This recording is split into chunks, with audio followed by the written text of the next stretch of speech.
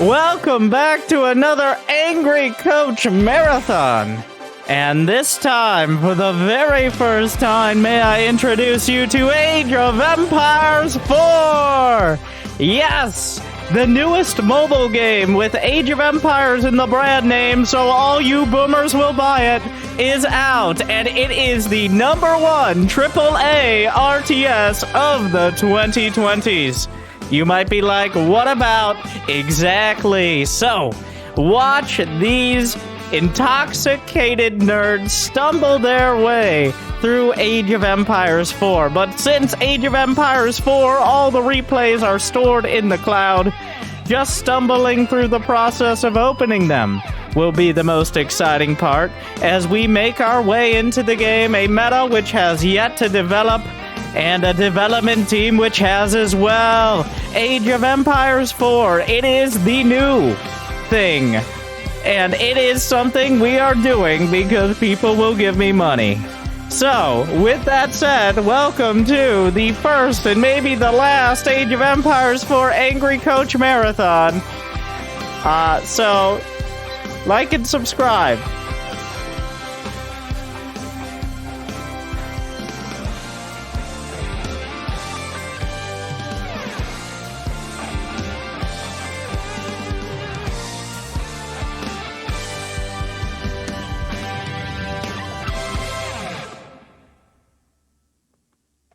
To start things off, we have a player who managed to get their way through. Send in $15. Give me their in-game name. First, we'll judge them for that.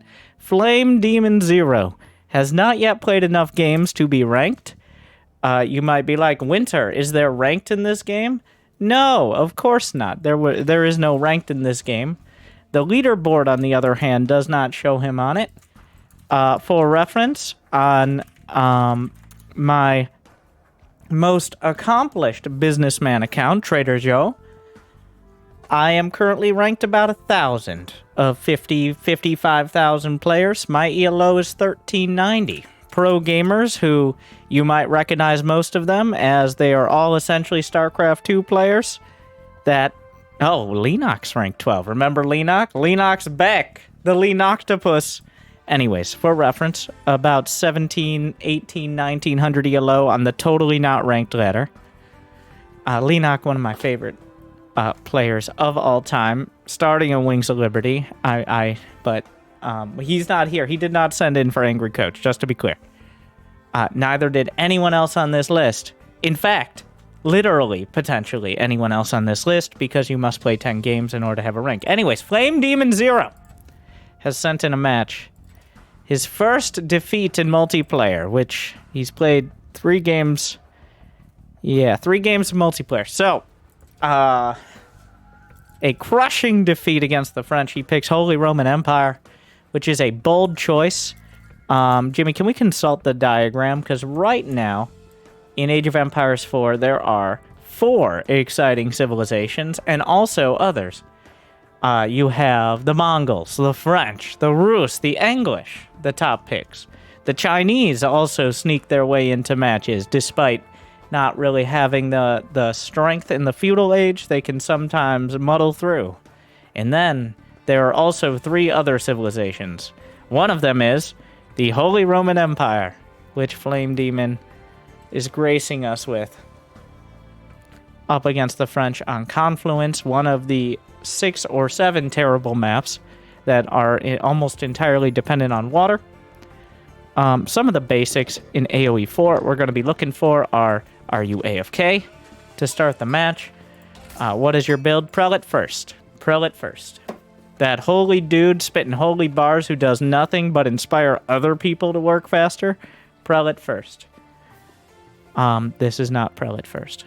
You might be like, what about the production tab? Doesn't exist. This is how we gotta do it. So. Carrier has arrived. Thank you for Puffer. I don't know if you're submitting or whatever, but if you are, we have to use the system of just tell me your in-game name. Okay, so when you rally, I know that the hitboxes, even though it has about the technological accomplishments of Brood War, you can technically rally to your resources. Sometimes you just want to sit around doing nothing. I feel that. But it is technically a real-time strat. Okay, alright, well. Alright, where are we headed? Oh, a house at the back. Ooh, we're getting some real supply depot vibes on this one. It's like, and then I made a line of houses. And that was what I did. So technically all of these are at, nope, the sub badge covers the top right game window, so that way you can spoil how long the game is as well as who we're watching, because that's such, so that's all, that window's always there. You can't actually close it, no matter what. This is why if you watch a cast, they have something covering it, because literally they didn't think anyone would want to cover up the amount of time left in the game. So good luck casting from replays without adding your own overlay. I'm going to put 1 strike on the devs for that one. Because who would ever think of this game as a competitive esport? I do apologize. So anyway, subscribe today. Alright, we will eventually get a prelate. You're getting a prelate right now. So late, so you can't rewind. So I gotta be careful not to go too far ahead, because who would want to rewind a replay? What I like to do is put it, and then when you pause, it says game pause in the center of the screen, which is exactly where I would put it as well. So I like to put it, this is one thing legitimately is nice, is you can go to 1/4 speed. So we're just going to do that.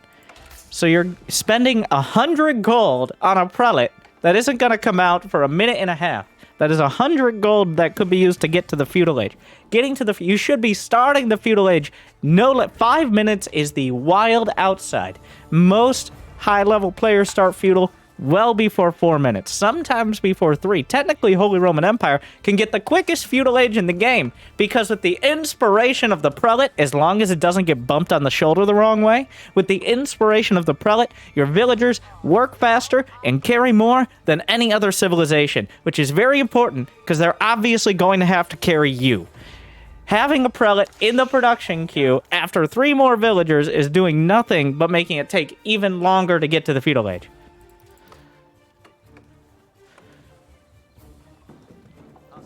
Also, you can here's a pro tip. When you right-click on resources, your bar turns blue. It turns blue. This also works for military buildings. Your bar will turn blue if it's clicked on a tree, because obviously they didn't code them separately.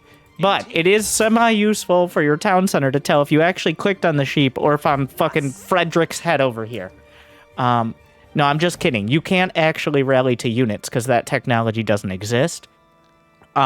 It would just rally to whatever Frederick's currently standing on. But anyways, if you are rallied to a resource, it will turn blue. It doesn't matter which resource. Also, you have to be careful because technically if you rally to a lumber camp, it will turn blue. But they'll just stand around staring at the lumber camp. So that, it's not like, use your eyes.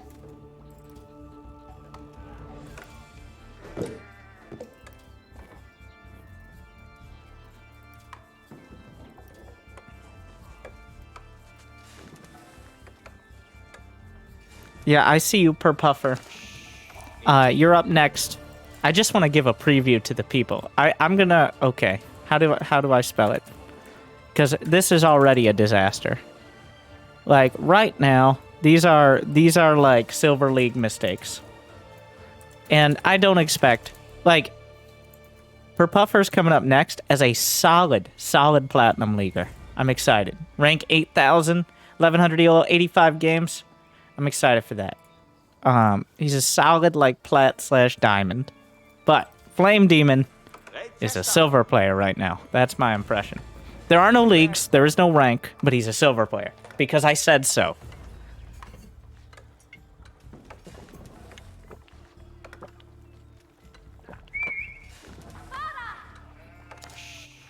That is the authority at which we're speaking now. Okay. So where are we going? Do you need another house right now? Do you need a villager taking their sweet, sweet time? Also, so building houses near your resources is good and bad. I don't mind the houses at the back here. Houses do not wall, but they definitely fuck up your unit. Units have a tough time, because technically, like, houses no longer have collision. You can go in between them, but cavalry definitely starts tripping over themselves. And you're up against French, who, believe it or not, very likely to make knights. So I would recommend at least putting houses kind of on the outside of your resources, so that way they might trip over their stupid hooves. There's actually some issues, or maybe intended issues. I'm sure everything in AoE 4 is intentional, from infinite resources all the way to infinite range. But they'll start charging. They do their fucking charge thing, but sometimes it'll hit buildings if they're in the way. So literally just having buildings in the way means the knights might waste their charge, because a move doesn't always work right. So that's part of the reason you'll see pro players putting houses near their resource collection buildings, is to fuck up the AI. Of course, AI implies intelligence, but like to fuck up the pathing of the units in multiple ways. I wouldn't say putting it like right next to your camps, because as Holy Roman Empire, you want to build the chapel. I'm getting a feeling you're going to build the Mindwerk Palace, which is wrong and bad. There's 1.2 choices in each age for Holy Roman Empire, which is more than some civilizations. But you have 1.2 choices. Oh, the prelate's out. So the prelate goes around, he's standing next to people and saying, "Work harder!" or "Jesus loves you," or something like that. Same effect. And then he does nothing else. That's his entire job right now. Unless he walks around not doing it. And then they work harder. 40% faster. It's a huge deal. It's actually the fastest resource gathering in the game when it works correctly.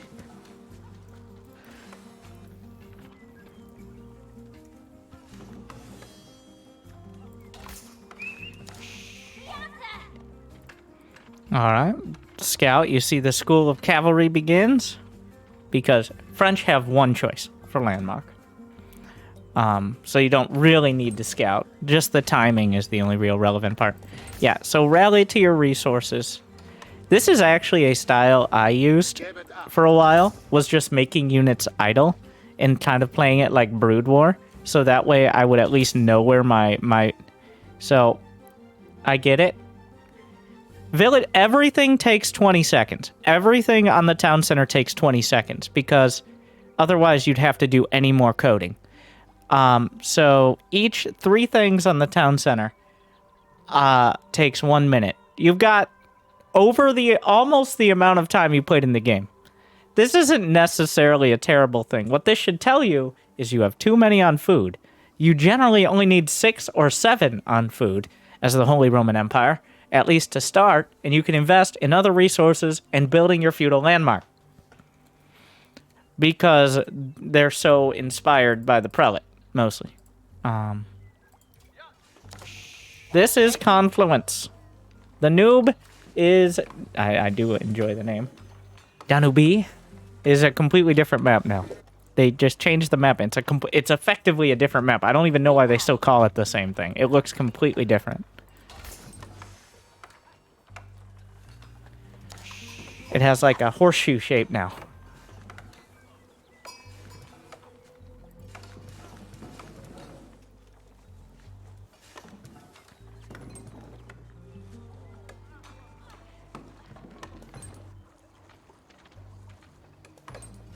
Yeah, this is just how laggy the in-game camera is, guys. If you're used to SC2, just get used to a modern RTS. This is what it looks like. It's not my FPS being low, it's just always been like this.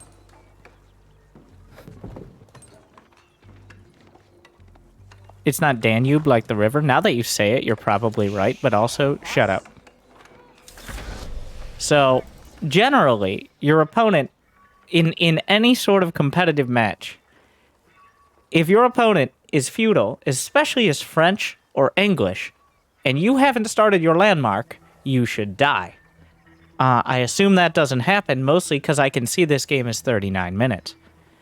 And neither of you went for the water, so that's something to acknowledge. Fishing is by far the most powerful way of food gathering, not like you have an issue here. But you should be aiming for starting feudal by 4 minutes latest. This is far too late.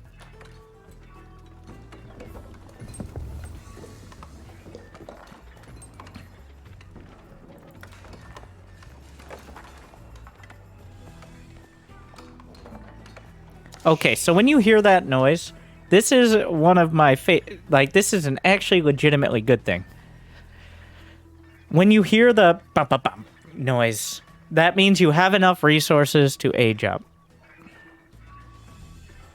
So sad you not take any challenge in any tournament. Me too. Me too. Whatever the fuck that means, me too, bro.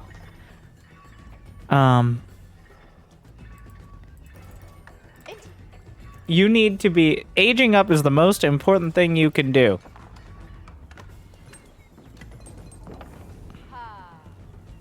What's it gonna be? You're gonna build the Mindverk Palace. I think, even though we're on your camera.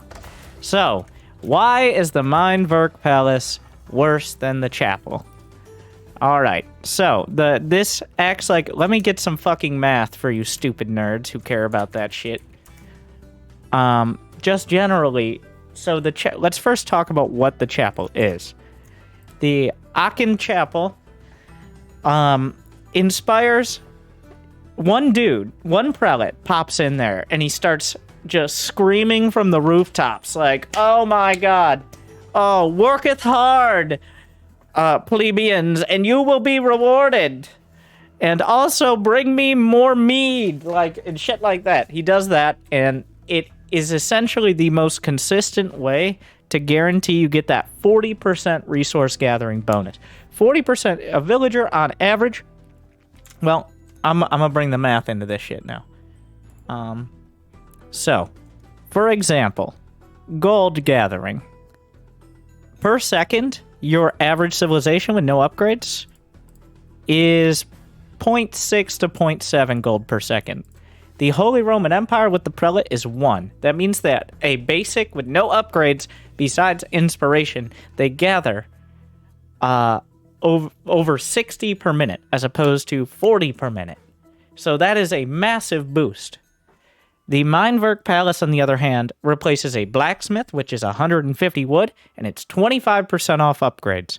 Which, how much in total, if you get every upgrade on the blacksmith, is that worth? Let's find out.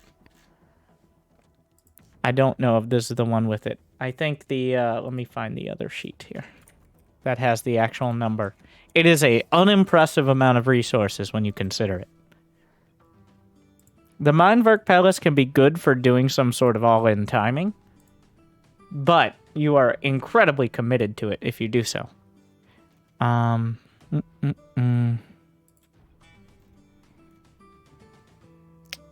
somewhere I know that has it, but I'm not sure where.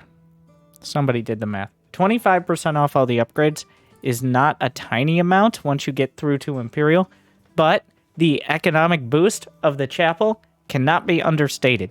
Usually, players, the few that suffer through playing this civilization, will place it intersecting key resources. So you don't want to put it too close to your TC. Where I would be putting it is probably right here. It gets your gold and your stone and some of your wood. And then when those get mined out, you can have inspired farms. So the chapel there, with this dude just yelling out, drinking his mead and doing his thing, would probably be the best boost to your economy. And that should have happened like 2 minutes ago.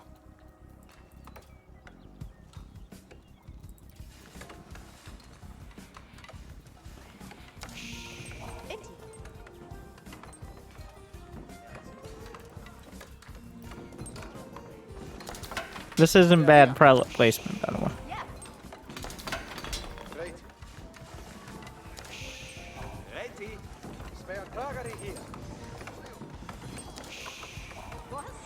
So, overall, besides the fact that night should already be in your base killing you, I think having a tower on the outside of your gold because of aforementioned reasons. You're starting... Okay, armor upgrades, not attack. Almost never attack. Attack is maybe for archers, and maybe after you get all your armor upgrades. The way math works in this game, armor upgrades are the same price. They are the same price as attack upgrades. Like in SC2, some armor upgrades are more expensive because of their utility, like the Carapace upgrade for Zerg. AoE 4, all the units that you're going to want to use either do a ton of base damage, so getting attack damage doesn't matter much. For example, the Spearman does 6 damage. 7 damage is a significant amount until you realize it has a plus 15 bonus versus cavalry. I'm not 100% sure if upgrades apply to the bonus as well, which would make them marginally better. I guess we can check soon. But having 7 damage is not more important than reducing especially archer damage. And another important thing is upgrades apply to all ground units that are not siege, because siege has too much HP anyways. It is like Zerg Carapace upgrades. It applies to your men-at-arms, your spears, and your archers, and your cavalry. It's actually insane. It's the same price as attack upgrades. That just, synergy. And everything is the same price. These two cost double. So archer-related upgrades have wood and gold cost, whereas melee is food and gold, for reference. But mostly gold. All of it is mostly gold. So if you're going to get upgrades, armor first. Maybe against French, melee armor first. But really, the first important upgrades are your units. You already are getting the Spearman upgrade. Good job. And it's not like you have at this point and at this level, I think people have too many resources. They just spend them too slowly and in the wrong order. And that's what we've seen here.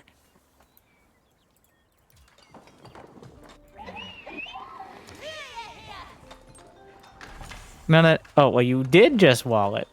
Okay. Remember, massive warships can cross in this area. But this tower will hold it down. I just skipped this map. But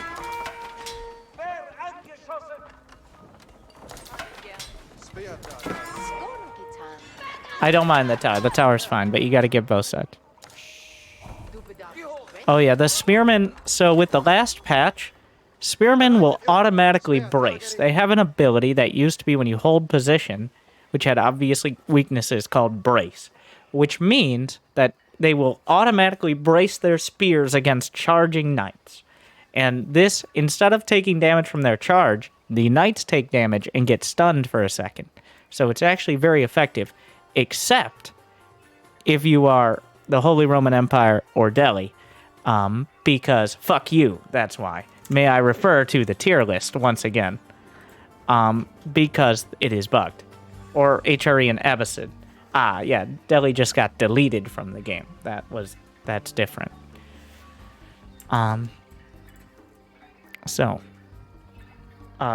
You cannot rely on it with HRE or Delhi, but most people don't have those concerns. But we're here now. We're here now.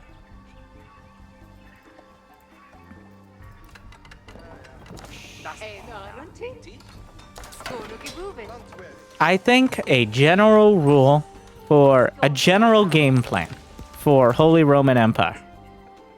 No, Jimmy!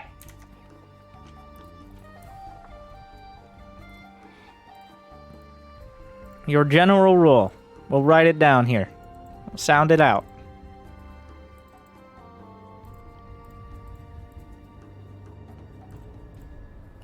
HRE is two barrack, 2 Rex, MAA spear. This is your very noob. This is not your high level. Well, one. I keep saying it, but there is no high level playstyle. But castle. relics, and then siege. / expos. So, unlike Age of Empires 2, there are not very many innate civilization downsides to going for all these units. Like some civilizations have just better versions, like French knights are just better, and their crossbows are just better, and French are just better. But the crossbows of the Holy Roman Empire are just as capable as Chinese, for example. I'm trying to think if I'm wrong about that. I'm not wrong. They just have better other options. But so I think another very general rule is for every 20 supply, one production facility. Every 20 supply of villagers. That's way too low, especially for people who aren't spending their money. 15 villagers. You have 30 villagers, 2 production facilities. All right? The one thing you're good at, I was about to say the one thing you're good at is building villagers, but it appears that another downside of queuing up for 3 minutes of villagers is forgetting you need to ever queue villagers. So, it's good to get in the habit of queuing no more than 3. No more than 3. Okay? That way you get in the habit of building them in a regular fashion. Sure, you might have the food, but you shouldn't have the food to queue 15 villagers before anything else has happened in the game. So, no more than 3.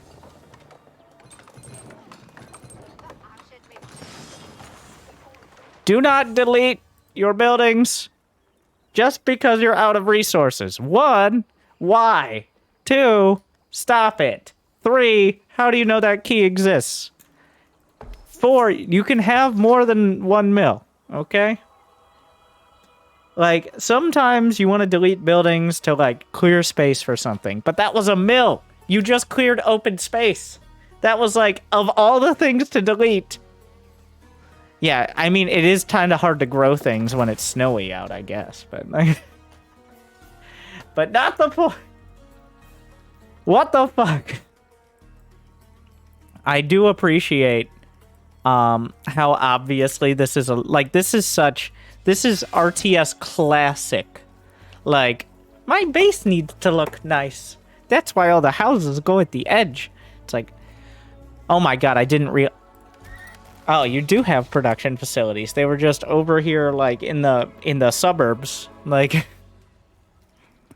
So, the reason you don't build things like this is because they can fucking kill them. You have no defenses of this area. If 10 knights come in, they can just burn down all your buildings. It probably wouldn't be their first priority, but especially when you don't have any units, your big vulnerability is if they have units. So just because in AoE 4, your buildings don't, I put this in quotes because it should be in quotes, they don't block units. Much. They don't do great with a lot of clumped buildings, but at least your own units. The idea is you want to make it as difficult as possible for them to murder all your villagers. You are making it very easy right now. Let's see if our friend here will demonstrate. Oh.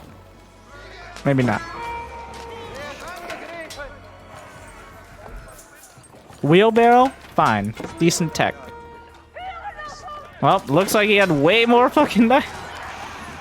So, this fight right here looks very similar to a high-level game, just 6 minutes late. So this is a decent example of a fight you will see.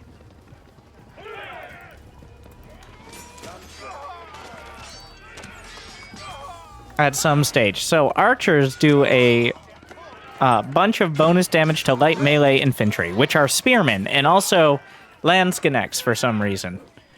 So don't build Landskinecks ever. because you unless you can micro, so otherwise they're a waste of gold if your opponent knows what archers are. So the problem is knights grow stronger the more arrows you shoot at them because it makes them angrier. It doesn't actually do anything besides emotional damage, and this is why having the correct production facilities and building the right units is important. I refer to my last point, men-at-arms and spearmen. Men-at-arms, if you refer to this chart, it will show you approximately how many arrows a man-at-arms can take, as they have 3 base ranged armor. Archers do, I believe, 5 or 6 base damage, which means, well, both knights and men-at-arms can take almost 100 arrows. Well, not the feudal men-at-arms. They take 60 because they have 120 HP. But they take 60 arrows, which, just to do some math, it would take 1 archer a minute and a half to kill a man-at-arms, even if the man-at-arms just stood there. I feel like they should just fucking run out of arrows first, but here we are. At some point, they should have to, like, go back home and reload at the archery range. On the bright side for the archers, every single arrow will hit. They won't miss. But that might be more depressing.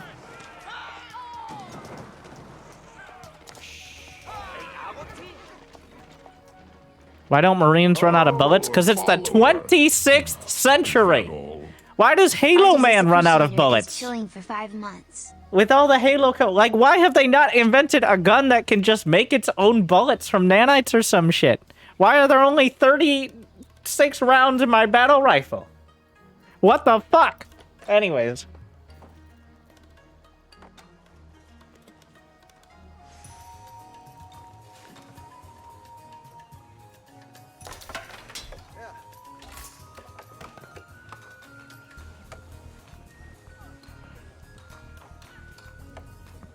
Budget cuts. So, anyways, man-at-arms and spearmen are your units. You mix in the man-at-arms because the AI of the archers will attack the closest threat, which, if it's not a building, might be your man-at-arms. What I like to do is right-click 1 man-at-arms on the archers, so that way they will all start targeting it, and then I'm free to, like, stab the knights in the face.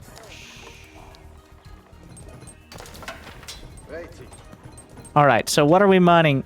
So, Flame Demon, what are we mining the stone for? What is the stone for? Towers do not take stone. For those who don't know. Outposts are only wood.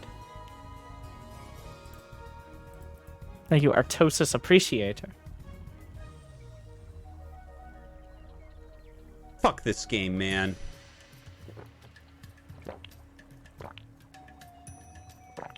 It was Ginger XX Gaming in the chat.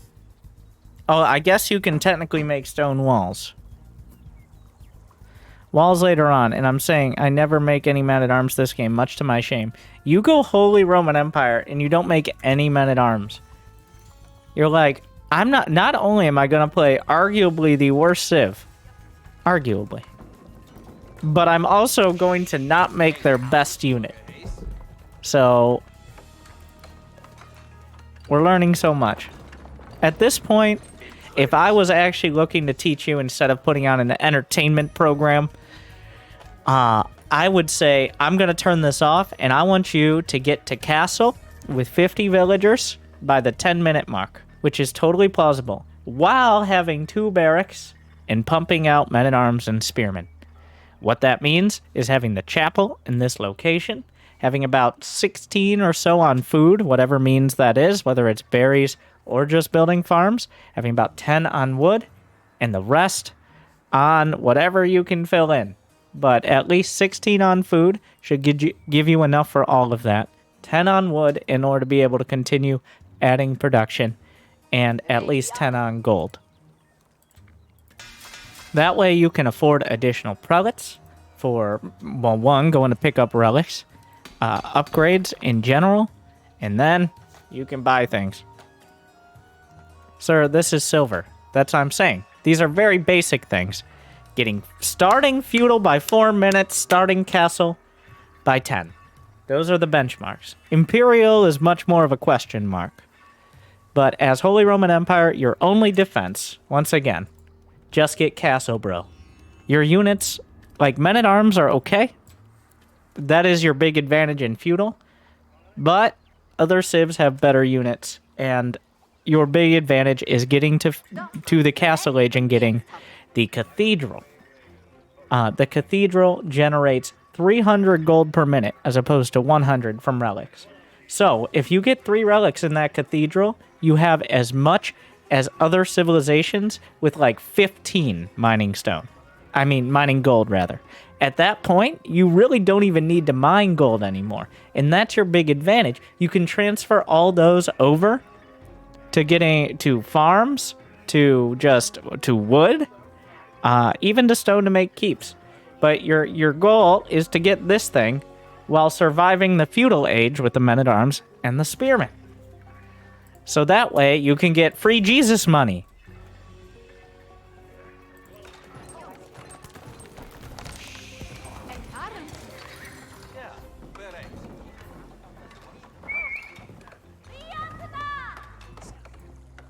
Okay, so yeah, this is horrible. So, while you might have a lakeside view, what happens if a French Hulk rolls up? Yes, that's the ship they get in feudal age. You might be like, well, what ships do you have to counter? The Holy Roman Empire can build the same ship in the castle age to counter it. That is their counter. So that is fair and balanced. But, so what if he rolls up and starts shooting you from the river? That is approximately 1 farm wide. Yeah, you're playing a pseudo-competitive RTS.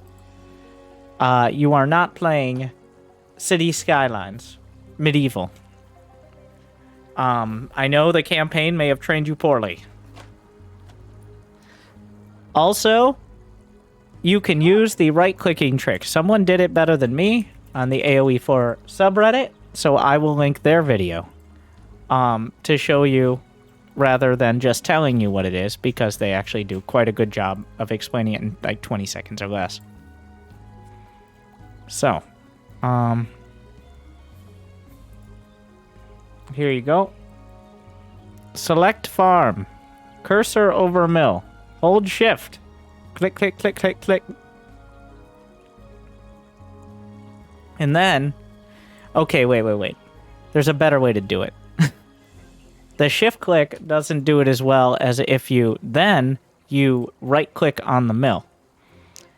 If you already have a mill, it's a little dicier, but it's better to take all the villagers and just right click on a farm, or if you don't have a mill, on the mill. They will not be as stupid if you do that. Shift click is semi-broken, and is very inconsistent, so I do not recommend shift clicking farms without a right click at the end. But it is still, that will automatically build in the spaces closest to your cursor. It's not necessarily, it's just clicking on a mill obviously is the best option for that, because that's where you drop off your shit. So that's, you don't want these little gaps for the farms, T90. Okay, so that is the situation now. Extra weird. Campaign units are differently balanced than competitive units of the same civ and name.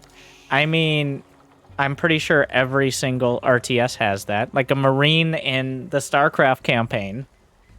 Like, that's not a legitimate complaint. Because real RTS players don't play the campaign. I didn't play the StarCraft 2 campaign until I was in a Twitch Rivals competition where multiple people, including myself, streamed for over 24 hours to 100% achievement the campaign.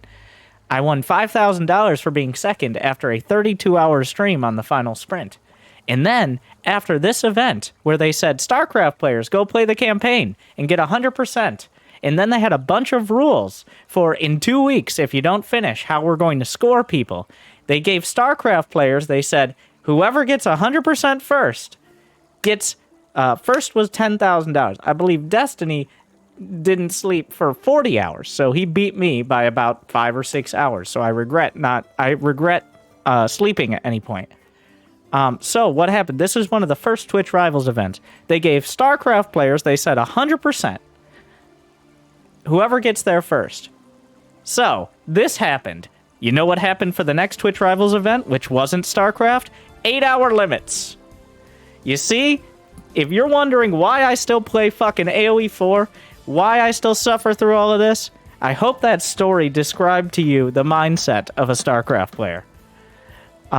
There were several other, I believe Neuro, Cats as well, all did over 24-hour streams to try to beat that final sprint. I think Neuro did like 37 hours. Yeah, that is safe and healthy. So, my point is, if you play the campaign, you're a fucking casual. But this game has a good campaign, I hear. So, if you play the campaign, if you paid to play the campaign, fucking casual. I'm pretty sure this guy wants to kill you, but he walled himself out, and he doesn't have a gate. So, lucky you. He could delete his walls. And there's nothing wrong with that, unless you send in the angry coach. I'm gonna start looking at people's mastery levels and see if they finish the campaign or not. That's a good tip, me. Alright, good idea.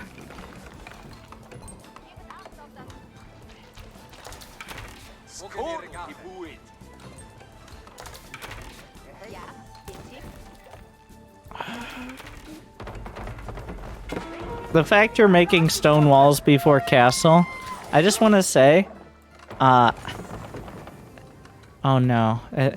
On the bright side, these berries are in the way, so you can't build a wall all the way through. You're like, well, he can't walk through then.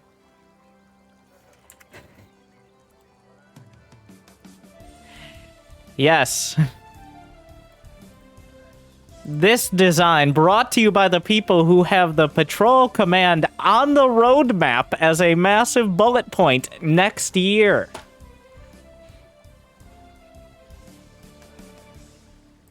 So yeah, of course he can walk through the berries. Don't be ridiculous. Your stone wall will not stop the berries.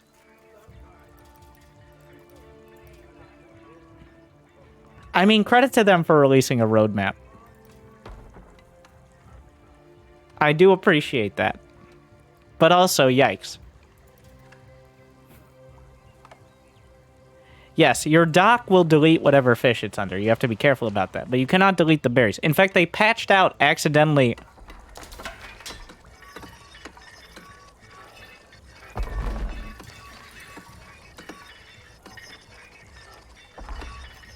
which AoE is this? There's some real AoE 2 flashbacks here. That is an AoE 2 classic. I'm glad they were so faithful to the game. Okay, so will that delete the fish? Or will it just break? Take your guess. Oh, wait, what? No, go to the... Okay.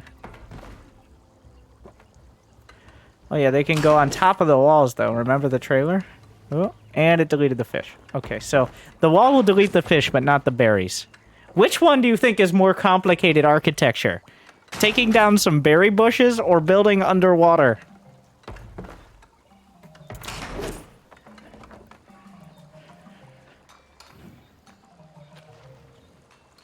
Also, why can't you build walls across the water then? Why do they have to end at the edge? Wait, you can. What am I saying? I'm stupid. Well...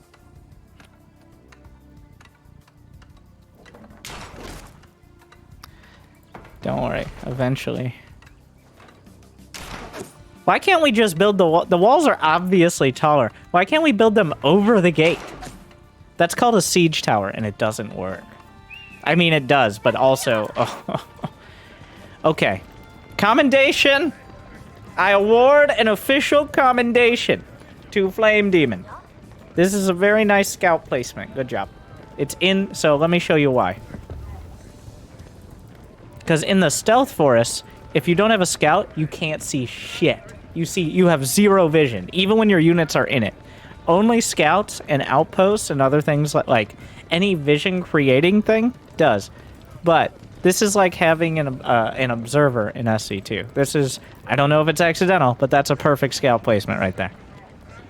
Now, the real question is, yeah, you're watching it. No, I would stand ground at the edge there and hope it doesn't break, or you use select all army. Oh my god, guys, do you see this? Do you see what I'm seeing? There are different types of trees. How sick is that? And why are they so large?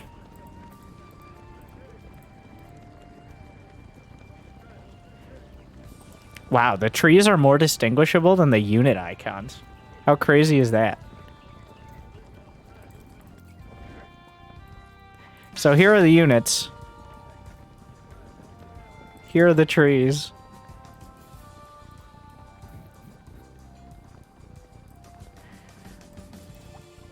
Yeah, but every upgrade is the same thing with more dots.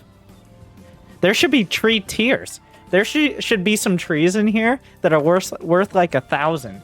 Like, why are there different? There are like 6 different types of wood. I'm not of food, rather of food. I'm sorry.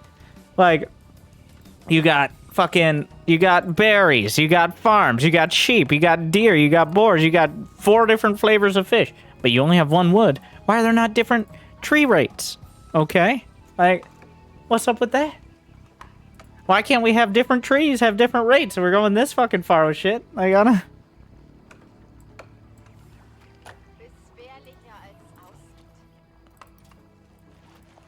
Too complicated. Yes, I would say, depending on the civ, because like Chinese has different quirks. Once you're like 3 or 4 trees deep, like here is where you should have built another lumber camp at the latest. Yeah. Even with wheelbarrow, even with the bonus of carrying way more stuff, like Holy Roman Empire stuff carries the most. So you actually don't need to replace camps nearly as much. Because other civs carry 10 by default, and with wheelbarrow 15, HRE is 14 and 21. So that means less time walking, but still a lot of walking. And also, just to be clear, I want to be fair here. It's not like he needs more wood. So...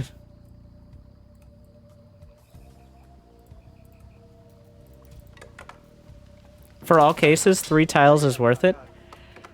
But practically, like, for example, the Chinese with supervision, or with HRE with the prelates. Like, if you have perfect coverage on those, then yes. But you do have to, like, there are practical considerations. Why can't we grow tree? Oh. This is good scouting. Okay, what's the first thing you should do?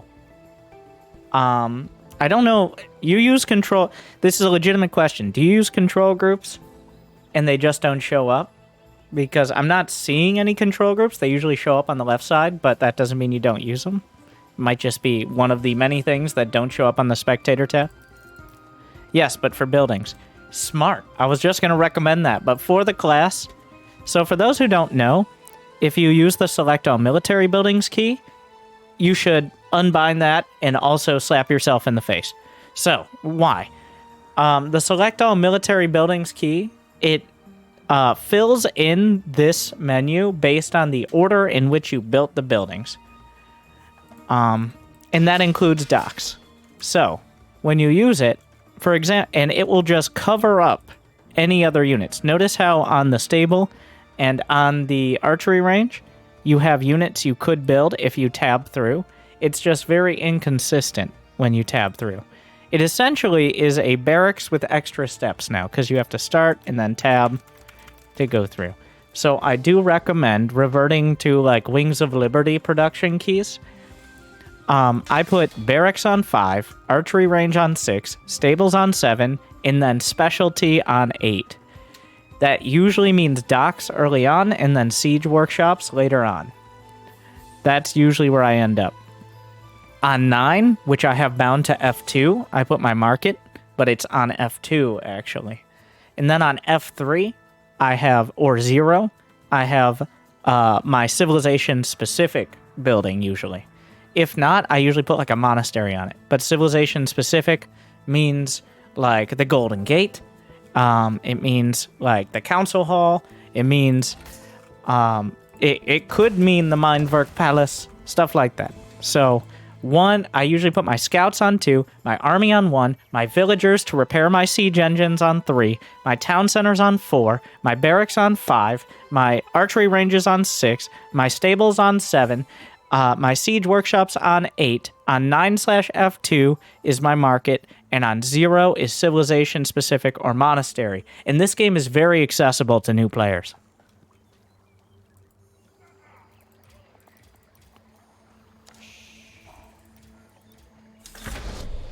Welcome to the Castle H. Wait, was this another case of, well, he did it, so I should too?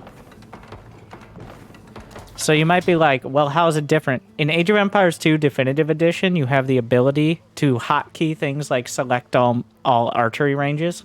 So that removes the need, as well as the fact you can have 20 control groups in AoE 2 Definitive Edition. So I've kind of untrained myself from that habit. And I really suck at AoE 2 even more than before. I don't know how pros are going to play both, because they're similar, but different enough, it's really frustrating. So...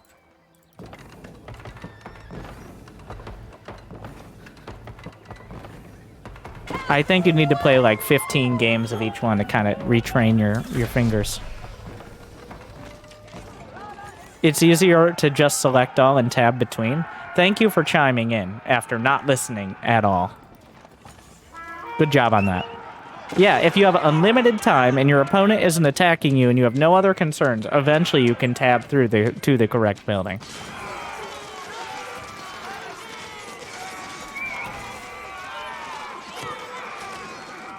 I listened. I disagree. What's your in-game name? Add it to the list.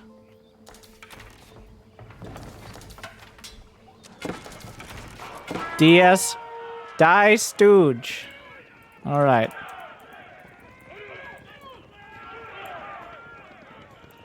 So, he is currently ranked nearly as high as me, guys, which is a solid, like, Masters League. I give you this. And yes, you definitely can get that far. I don't even necessarily think using the select all military buildings key is not useful. I think it is just worse. It is worse if you try to play faster at the higher level, but it's perfectly fine if you just get to the feudal age. No. I don't know how the pros are doing it, because once again, you can't see the control groups. But I think unless at some point they offer the option to not have the all military building key be all as the first tab, it is better to get in the habit of having individual production keys. It's not a fake name. It's the same name as they have on Twitch. Also, I want to be fair. No, Jimmy. I want to be fair. It's a legitimate point to disagree. This is a legitimate disagreement, and neither player is necessarily right or wrong. I think the opinion is wrong, but I do acknowledge for some people it might be better. For me, going from like SC2 and AoE2, mostly SC2, it is worse. So that is my perspective. But this is not a necessarily right or wrong thing. I want to be fair. I am harsh but fair. So it may very well work for him. It is intensely frustrating for me. I agree that the original... Like, if... No. Okay. Middle ground. They can fucking fix it. Let you customize it. Here's what I want. I want to be able to, I select all, have a unit priority list. On Q, W, E, R. If I have access to these things, on Q I want archers, on W I want men-at-arms, on E I want, I don't know, scouts, hand cannons, whatever. On R, like, Let me customize the page. And then I'm happy to use it. If I have, like, how about this? How about no upgrades? No upgrades. Upgrades on the individual buildings. Fill this with units. All of it with units. I want the whole fucking thing to be units. Let me just get used to the hotkeys. Have the whole page filled with units. All right? You got spearmen, men-at-arms, lance-connects, archers, crossbows, hand cannons. You got horsemen, knights, scouts. You have springalds, mangonels, trebuchets, bombards. Boom, I fucking solved it. Everyone's happy.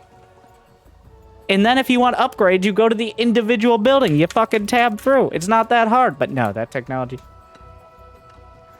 How can we customize a grid? So you might be like, can't you customize? No, all you can do is customize the grid buttons. You can't customize what the buttons are. Just to be clear. And yeah, in AoE 2, it's actually stupid how much customization there is. But, okay, I just want to be fair. I was in a combative mood, and I will continue to be, but I want to recognize the difference between a fair difference of opinion and things being fucked. It's different. And also, I agree with how Flame Demon is doing it as well. There's a shortcut for eco-technologies. Yes. The military upgrades, or just copy AoE 2 DE hotkeys and solve all of these problems, where there's just a fucking hotkey for everything. Like, there's a hotkey for, like, researching wheelbarrow individually. If you want to put your research wheelbarrow on Alt-Shift Numpad 9, you can. Well, I don't know why you would, but you fucking weirdo. Like, I don't... But...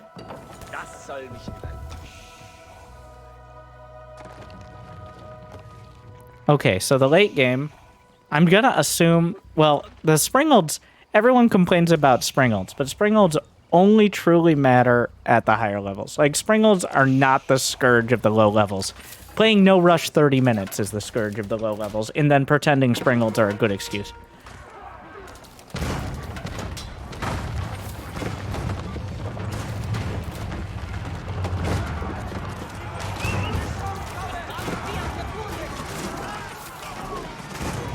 So, this is just an RTS habit.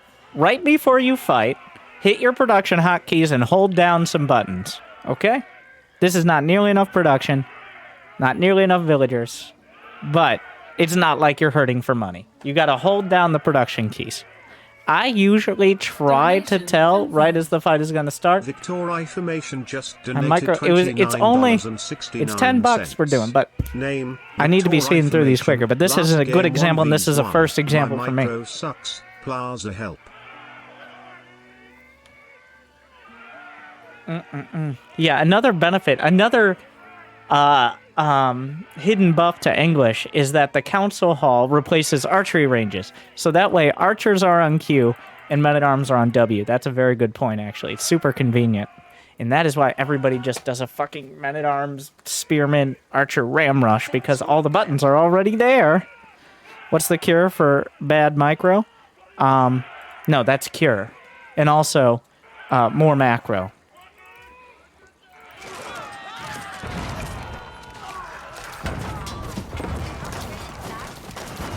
So the answer to cannons is to also build cannons, or scouts, or just anything. So, his army, there are hard counters in this game. You don't have nearly enough production. You need to build 10 more racks. If you have 1,000 wood, build 3 more of whatever production facility you have the least of. I will say the game does benefit mixed armies. That's what they've made an active effort to do. It's very hard to just make one unit, even Springalds, and win the game. So, just having some, like a baseline, I would say, is like 5 of each production facility in the later game. Part of this is that upgrades carry over. Like a melee upgrade works for men-at-arms and for knights. The melee armor works for everything but siege. So armor upgrades 1 top priority, and 2 makes it a little easier to get those units out and have them be effective. Attack upgrades are mostly unnecessary. Like, for example, the men-at-arms, 12 damage, starts at, I don't know, what is that, 10 damage? Like, it's not a huge increase. But having 2 more ranged armor is a huge decrease. Just think of how many more attacks they'll survive. What about using individual hotkeys for units like SC2 instead of the grid?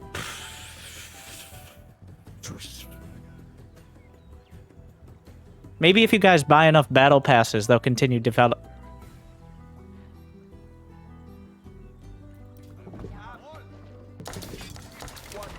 So this is at least the right instinct here that you have to build more production.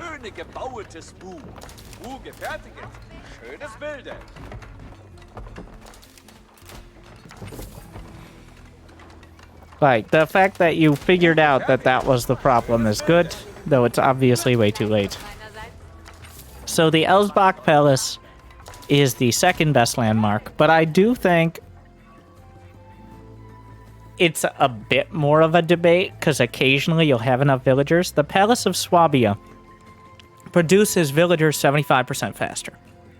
That's a lie, because no one developing this game knows how to do math. It's actually 300% faster.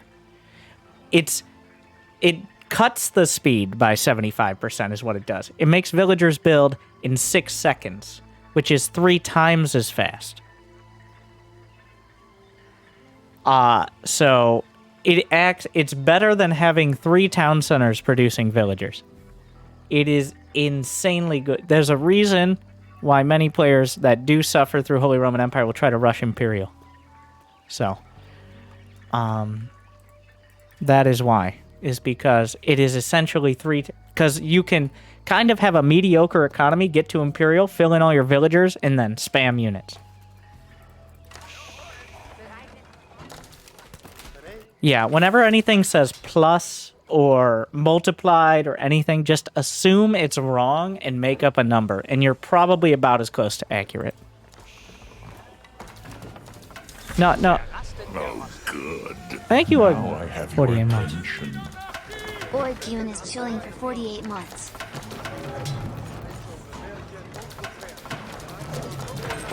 I will admit, this is a pretty decent placement and timing for the keep. Oh my. This is happening.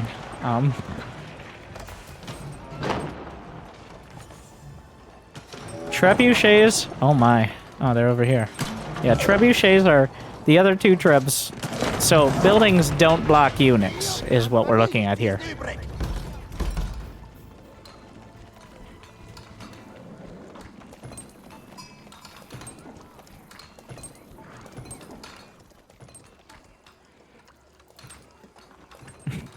That's what we're looking at here.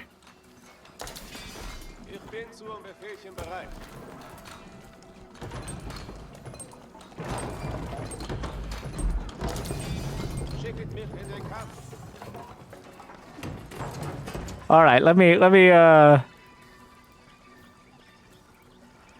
So, the trader path.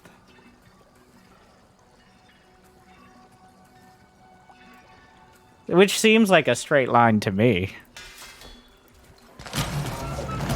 All right, they got it once the trebuchets moved. Because they count as like a semi-building that you can't pass. So, I'm gonna say it. This is the time to put your archers on the walls. Your crossbows. They get +2 range and 66% less damage. They're still vulnerable to splash, but this is the time to be on the walls.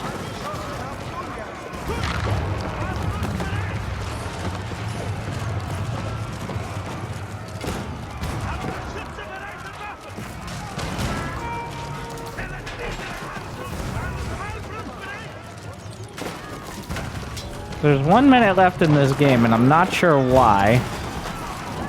So you said you don't build any men-at-arms. I just saw like half a dozen die horribly to the Ribaldiquins.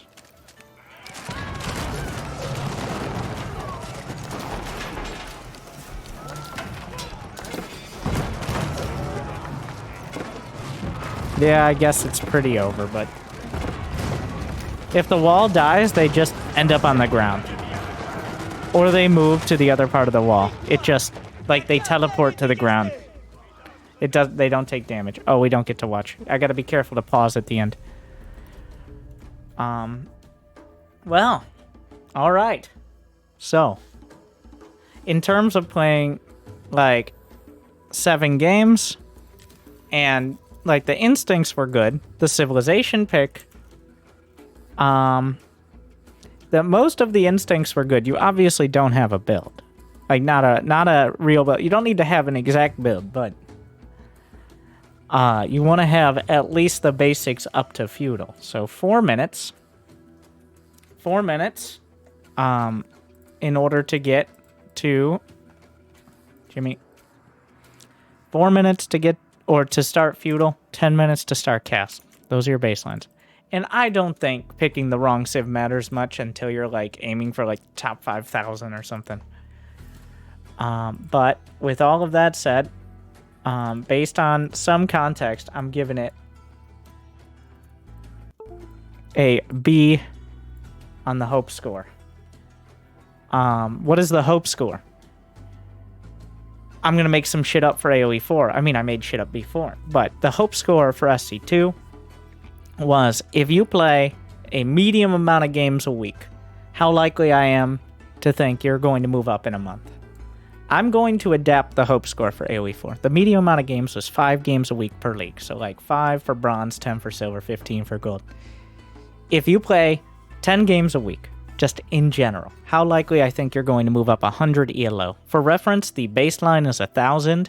I'm about 1,400. Pros are 1,700, and it's exponential scaling. So I would say like platinum, diamond is like 1,100, 1,200. So like a league is probably around 100. I think you'll move up. It'll take some time. And also there's no leaderboard. But if there were to be a leaderboard and it was linked on the official site, this is the chance, and I think you will move up significantly. So, pretty good. Focus on actual benchmarks and good units, and most of your instincts are good besides making your base pretty. Don't do that. Build units. And build them close to your defenses.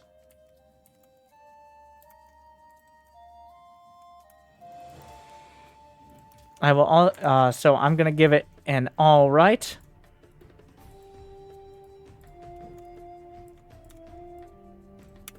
And also partially an AoE 4 devs on that one, as well as a wrong civ.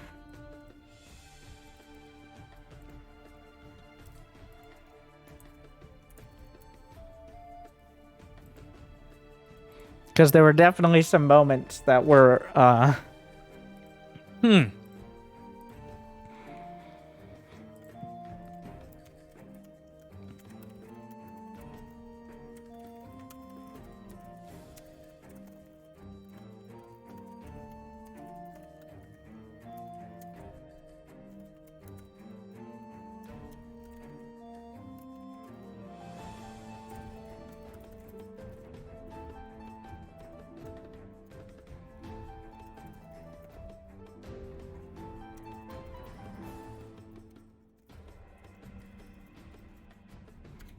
I'm making an AoE Angry Coach command because there are no replays to download. They're all stored in the cloud. Usually. Sometimes they don't work. And if they don't work, I guess I'll try to refund. But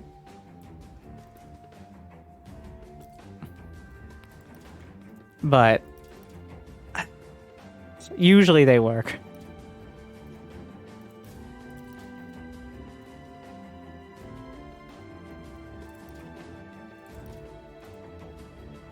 And if you're like, the FPS on the stream is low, yeah, I have AoE 4 open, so that happens. Next up was Perp Puffer. Do we just send our game tag? Yes, you just send your in-game tag and make sure your replays are open so I can look at them. Technically, anyone can look at them, if that is the process. Which is a little weird for SC2 players. But, so now we have an actual player. We got Per Puffer here, who is 1180 ELO on the non-existent leaderboard. Played 85 games. Right. This is a solid, like, low-ish diamond, for reference. Oh, a follower. Is that all? Cross City Usks 553 is chilling for 50 months. So, I'm expecting something resembling a build. You said the match on Black Forest? This one, where you got defeated by the 3 AIs that built a wonder against you? I didn't... Wow. The quick... Rus versus Chinese. Okay, alright. Wait, the victory. Ah. Losing against Wonder feels horrible. I agree. Imagine losing to the AI's Wonder. Wow. What a feel. Oh, so it's like interesting. So Black Forest, you have to play water. Wait, what the fuck is this hour-long game? Well, we're not making it an hour. But...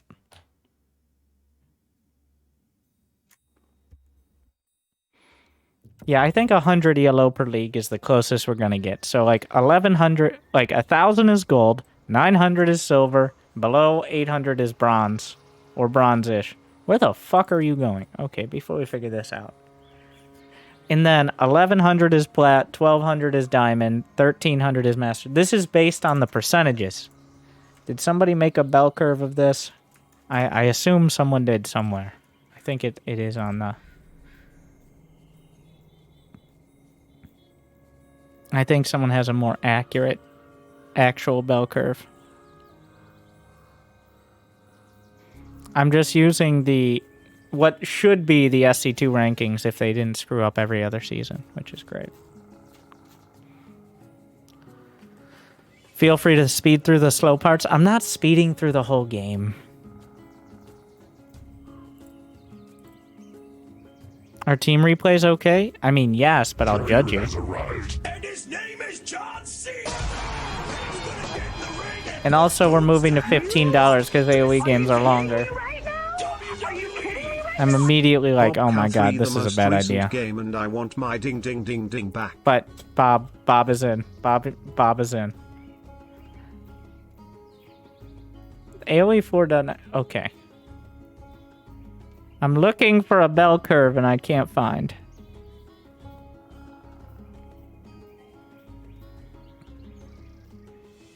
Almost.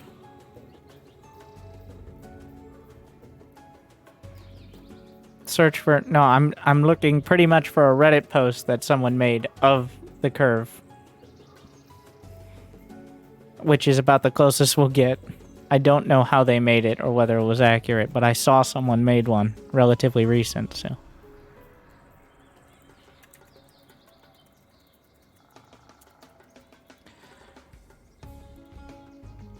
This is from 4 weeks ago.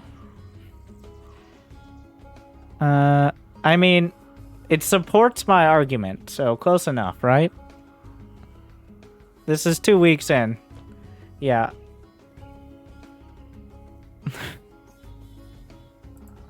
Is this the same one? Yeah, this is from November. It's all gone up because there are people that are 17 to 19 now, but not that many, really. This is close enough. But you can see there, 1,000 is the baseline. You get another 20%. It's about 1,100, maybe 1,150. And then 1,300 is pressing towards Masters. I'd say like 14 to 15 is GM. And then, of course, there's the other side. So close enough. Yeah, I mean, obviously it'll go up like... There, it was a big achievement when Cyril dragged Europe to 7k MMR. Okay. No. No. No, what the fuck? What the fuck is this? What the fuck? What the fuck? Okay. You got bamboozled by Black Forest, my friend. Like, 4 different points here. Okay. All right. You don't need to go food. It's not worth it that early. It's not worth it that early. You could go dock first and just harvest food. And then move to wood using your straggler trees. That's the enemy. Well, know that your enemy has no fucking idea what they're doing, and if you lose to them, or you take so long to win, it's sad. Alright. You got a good point, though. I didn't notice. Recover!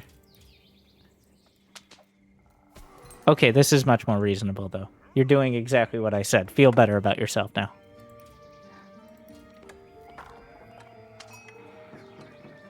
How many fish did you delete for that dock? It's essentially unavoidable.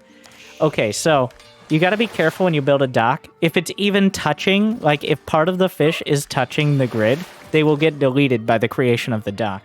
This is doubly frustrating because fish only seem to spawn on a flat enough area you can put your dock. So there is a significant overlap with the amount of fish deleted and building your dock, especially on Black... Wait, where the fuck are the rest of it? So many. Oh, they're over on the other side. You just got a bad spawn. You still get 3. So important to note with deep water fish, they gather faster, and also they regenerate slowly. In my experience, about 5 to 7 fishing ships can constantly gather, closer to 5, especially if you have upgrades, can constantly gather from one deep water fish. They will occasionally go idle while the fish regenerates to a certain level. It's super unclear how it works. But, so, like a max of 15 fishing ships, especially roost fishing ships. Roost fishing ships are the best because they just teleport their food back to the dock or the town center. They don't actually require you to have one. This is very relevant on other maps because you don't actually need to even have a dock to be fishing in the corner.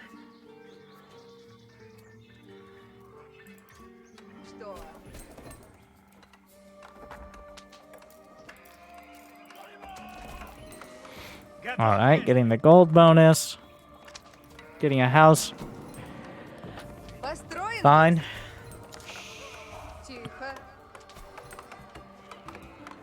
Donation confirmed. Warring Island win in 3v3. Just know if you have a team game, I think we're going to have a lot of people annoyed. Because a lot of people play Age of Empires to feel good about themselves. As opposed to playing, a lot of people play StarCraft for that reason. But know that if people send in team games in StarCraft, or they send in games so they win, I usually don't get to the end and I say fix these things and move on. I'm not feeding your stupid ego like you fed my bank account. Just FYI.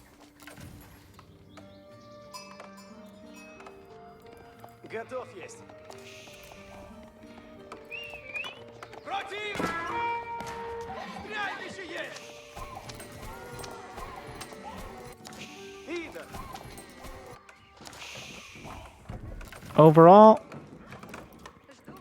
I like to go for a second scout, but it is a little messy on Black Forest. I usually just dodge Black Forest now, but...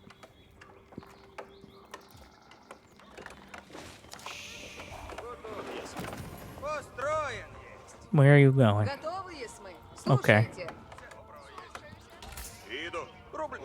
I don't know about walking all the way here, but fine. No, you're getting to feudal too. I recommend essentially aiming for 8 on food going through feudal. As you build more fishing ships, you can transfer to wood. But right now, you've got this severe, notice how late the feudal is going to be? Because the fishing ships haven't really kicked in yet.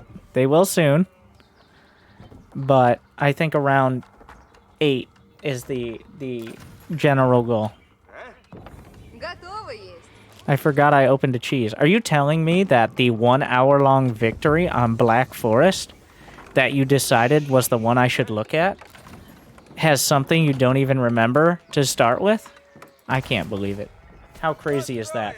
It's almost like I judge people for sending in games like this on a very regular basis.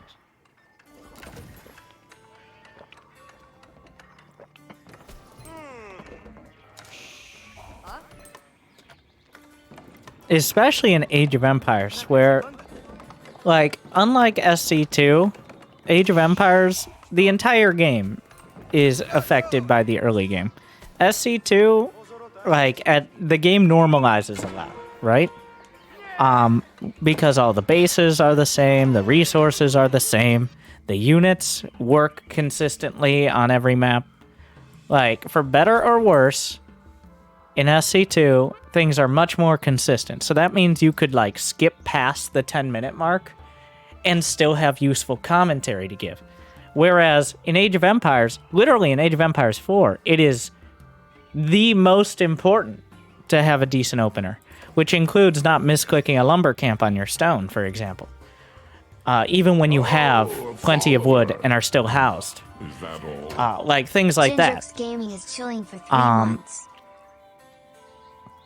But, yeah. So, besides the fact, I don't know why there are 5... Like, because of the landmark system, your opener is the most relevant of any RTS I've personally played, maybe besides Company of Heroes, which I would debate is more of a MOBA than an RTS, but that's for you to decide. So, besides one, misclicking here, we've all done that. Besides being housed, besides whatever the fuck you're doing here, like, your opener is off, even though it's Black Forest, which was already a shitty map to send me. Honestly, with water maps, I'll tell you right now, you send me a water map, I don't have much useful commentary besides stop playing water maps, because I dodge most of the water maps now, which you can do by just opening up an AI game when you're searching and a water map comes up, which right now at high ELO, when a water map comes up, it's actually a little bit of a speed competition, because everyone knows how to dodge games now. If you see quick match failed before you dodge the game, that means your opponent won. He dodged the game first. This, for me, it's about 50-50. So you want to make sure you dodge first, so you can make him go through another menu, and be annoyed. And that'll maybe, because you'll probably hit the same guy when you search for a match again. He'll know you're faster. So, that's important. Make sure you dodge more quickly than your opponent does on those water maps. Black Forest isn't a water map, except every build is dependent on going for a dock. So I would argue it definitely is a water map, it's just a shitty one. Every single build is dependent on getting those fishing ships. So, otherwise you're just behind, that's how it works. So what the fuck is this? What about hybrid maps? Most people dodge river maps, which are Confluence, which has the X's, and the Mongolian Heights, which just has the one river. But on hybrid maps like Nagari and Ancient Spires and Danube River, you have 2 options. 1 is rush them, or 2, hope nobody goes for docks, or 3, try to just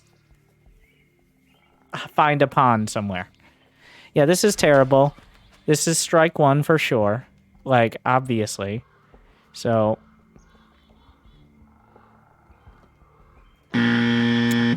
Oh, that's gonna be in the way.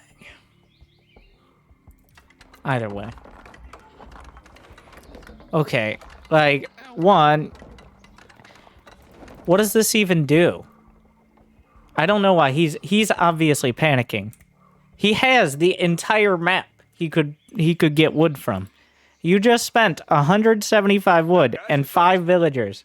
This is so fucking stupid in its face. If you really want to cheese on this map, just wall him in with fortified palisades. It costs less wood, and you can deny him the entire map for like 100 wood. But instead, what are you doing? It's not even in range of the gold. And it's not like he doesn't have more resources. This is just a waste of time and effort so you can feel like you're being aggressive.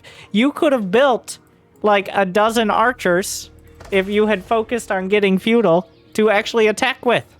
Instead, you're wasting a solid, I don't know, like 1/8 of your villagers with denying what? Like 1.8% of the trees on the fucking map?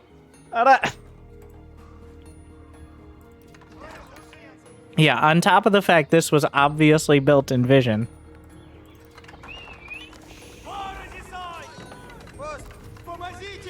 Because he's also... So neither of these buildings kill each other. Who's wasting more time? You are. 5 villagers for you. 6. So hunting cabins are not... This is terrible. Fuck off. No, fuck. Get out of here. No, fuck this. Get the fuck out. I don't care what happens in the rest of it. Just because a lot of Age of Empires people have hurt feelings and are very sensitive, I will look at another replay. But fuck that. Get the fuck out of here. Don't do that shit. It's so stupid. Alright, we'll look at this one. A victory in 10 minutes against the Mongols. Yeah, don't do that build. It's not even good as a cheese. Just do a fucking ram rush like everyone else. What are you doing building towers on Black Forest?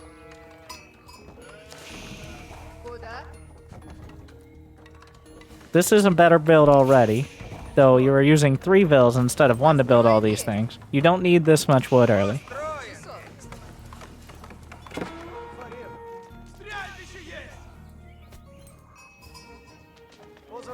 This is a lot closer to what it should look like.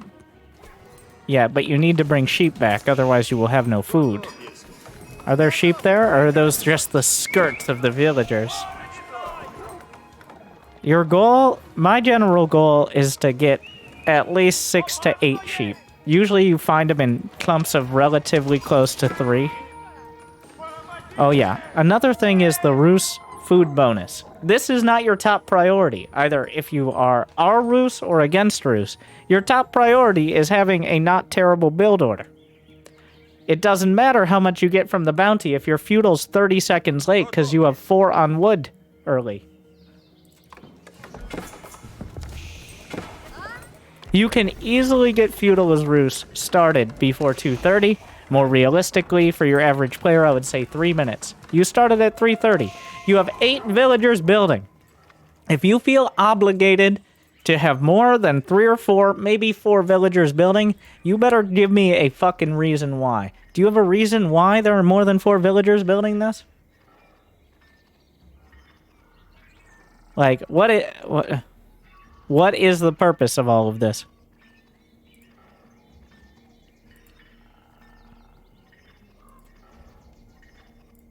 I'm bringing something relevant up. You will see. You will see. What I will see is the diminishing returns of having more villagers. When you have 3 villagers on something, it doesn't quite... I thought with other... Oh my god, is it inconsistent? It's different with other buildings than it is with landmarks. But here, for Rus, 3 villagers cuts the time by 40%. 4 villagers by 50%. 8 villagers by 70. You've only gained another 10 seconds for 3 villagers of time. If you go past 4 when you have less than 20 villagers, you better have a good fucking reason for getting that landmark up that quick, because you're losing hundreds of resources. These are the relevant parts here. Notice how after villager 4, it drops off. This is how much time you're saving on the landmark with each villager. 47 seconds, 28, 19, 14, 10, 7, 7. Like, it depends on the landmark and the timing. If you're a little late and you know it, I could justify 5 or 6. But if you ever feel obligated for 8, you better have a good fucking reason. You can use the AliForce stats command. This is on YouTube and you made it this far and you haven't liked yet. It's right above. There's no dislike. Just ignore that. Then maybe Jimmy will add it to the description, or you'll learn how to Google. Either way. Oh, the numbers in-game do lie. Repeatedly. And menacingly. Maliciously. But these are actual player-tested. And, like, this is why if they had just released mod tools with the game, then people would have fucking fixed it for them.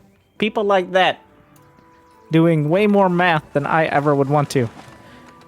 Okay, so you go 8 on villagers to 5 villagers walking off into the sunset. Alright.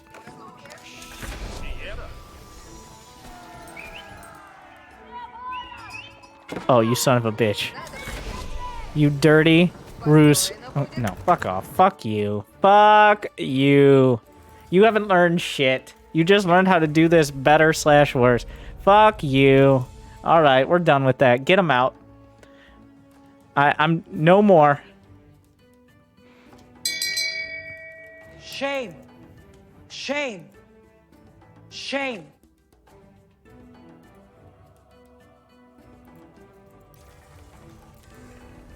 Yep, that's shame. That's what shame looks like. But if you're wondering what the shame tracker was for, there you go. Thank you for the demonstration at the very least. And bad brain. That's what we got so far on that. Victory formation is next. I deserve that. I did win. Oh yes, that makes sense. Remember when Beastie beat Hera with Delhi, thus making Delhi fair and balanced and should be nerfed again? Yes, me too. I agree. Victory is, I assume this is your name. Here.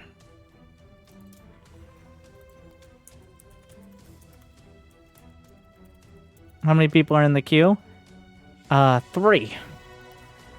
Who knows how long... My micro sucks. Please help. Play a different game. Okay, so you have played only one quick match, which was this match on the Gari. And this is it. Okay. Worth the 15? Shut the fuck up. You sent 10.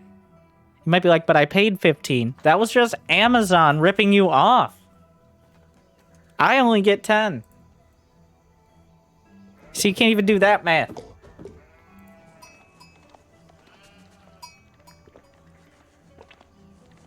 Subscribe to Twitch Prime.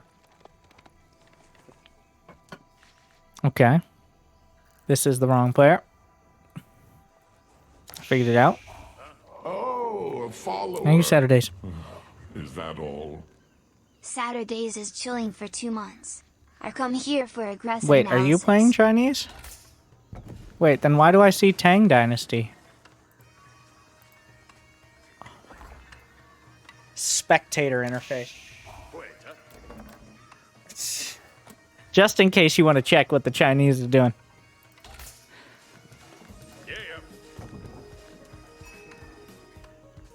Yeah. No, I'm on your camera. It just doesn't go away. Jesus. Okay, so I would say 7, 2, and then wood. But close enough. Like, not bad. 7 food, 2 gold. I usually like making the house next to the gold to fuck up the cavalry. I'm gonna reference Corix in the chat. Corix, do you make houses next to your resources sometimes to fuck up cavalry? Or is that not a real strat? Corix is better than me. And the only confirmed person. I'm not talking completely out of my ass here. That doesn't work? No. I mean, if there's several cavalry and you put spears, they might just run into them because of the shitty pathing. It doesn't actually block, but it, like, fucks up. That's at least what I've been doing. It seems to work. Like, it fucks up the cavalry trying to target your villagers if you have anything there to defend. It doesn't actually block. It just makes the horses think twice.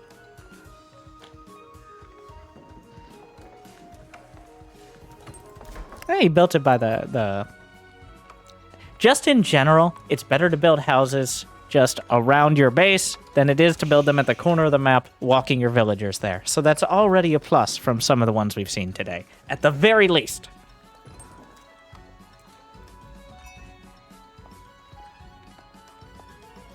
Yeah, this is about as close as we've gotten to a real build so far. So good job on that.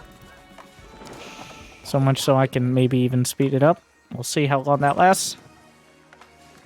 Like, you might even be starting feudal before 4 minutes. Or, well, not 3 minutes. Most civs, the very latest benchmark, even for your Bronze Age heroes. Kush _ the _ legend is legendary just Kush. donated $15. Way to pare that one down. Is legendary Kush angry coach. Thank you. I believe that's 4th in the queue. So 330 isn't bad.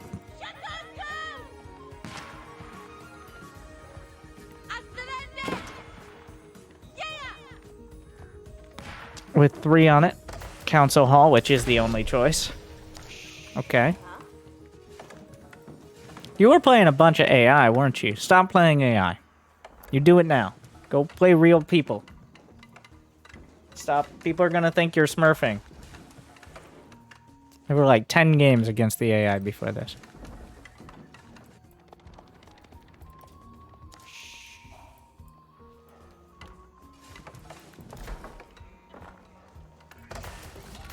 Yeah, 3 on it. So this map is a water map, like every map that has water on it. But it is probably the most viable to ignore of any map, because you can kind of easily contest from land their docks, unless they're roofs. There is water in the corner. If we reveal the map, the corners have deep water, making things extra confusing. So they could have like the equivalent of 15 farms of fishing there. And that is something you need to constantly be checking if you happen to find yourself playing this map. And you aren't going water yourself. But otherwise, here we are.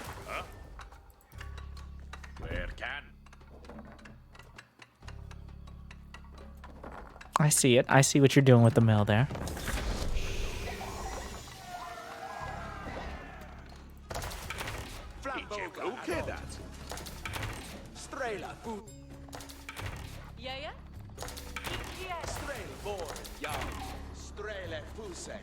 Housed! With a house on the way. There's no production tab, so I can't tell. I have to watch and look if there's a house on the way. Ideally, you never get to the, like, red pop, but...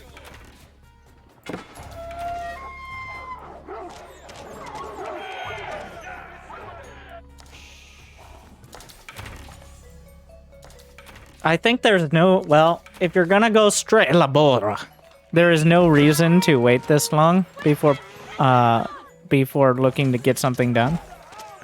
Does that actually outrange? Oh my god. Is it because... Well, you can see them when they shoot. But the Barbican doesn't actually have as much vision as an outpost. It's just a shittier outpost. But you can garrison more units and they each shoot arrows, which is helpful. So what are we doing at home? We're doing not... What are we building? Nothing. This is wrong. I had to go through all your production. You have 600 food. You have 250 gold and wood. At least villagers. You gotta be building villagers. You're wondering why you don't have enough villagers. You need more villagers.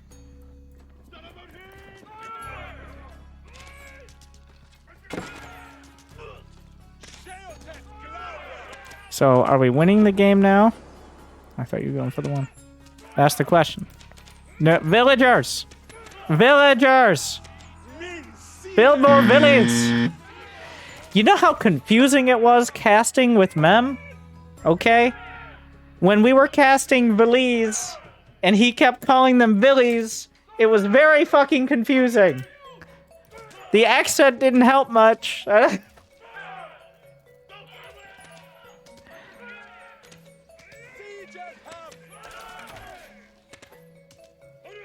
Alright, what are you looking at here? You're building villies now.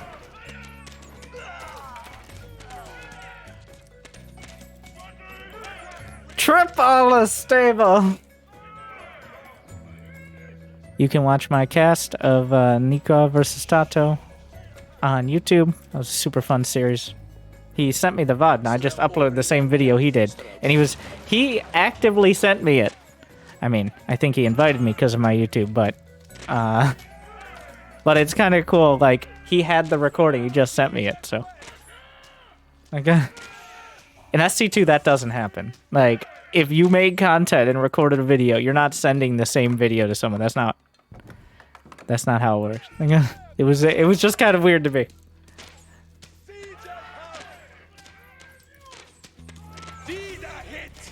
Okay, so, now you gotta have goals in life. Oh, you're making men-at-arms. Where's the blacksmith? Oh.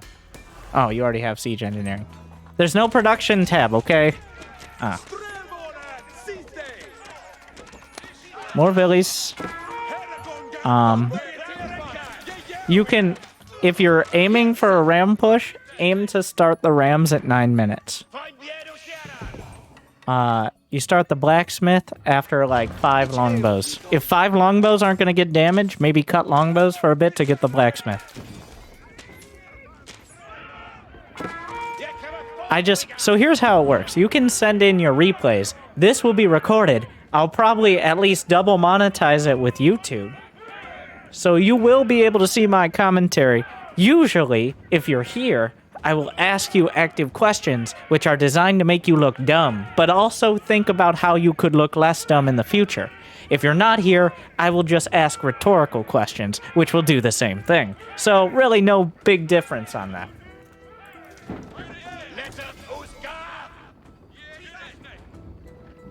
I didn't want to go for the ram push, yet you picked English. Curious. And also, Chinese hits feudal very quick. Remember, they build twice as fast. Give or take. The math is a little sketchy on that, but it says twice as fast, but...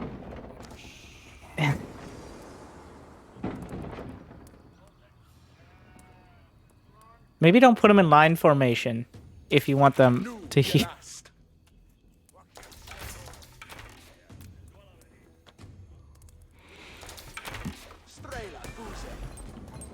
Oh, you already got the ups. 16 idle villies! I don't know what your hotkey is, but I have F1 as my idle worker hotkey. Now we're going to berries.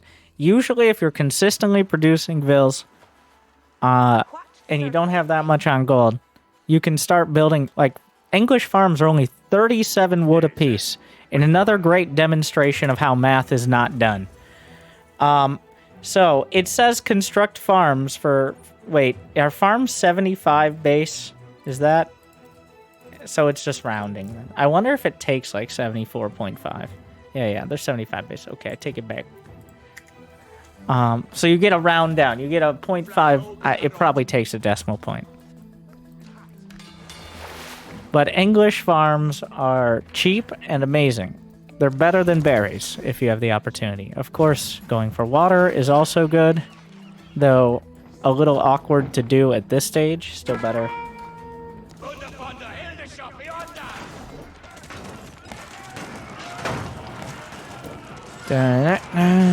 Yeah. Now, some people might be like, why did you think this was a good idea if he didn't have a second TC? The answer is because it's a ram push. It's always a good idea. Most recent victory on Dry Arabia as Chinese versus Rus. Would like feedback on my build to beat the Rus Horse Archer Street. Springles.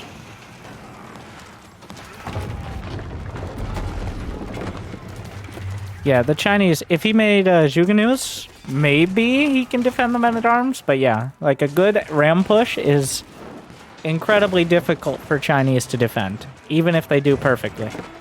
It's just how it is.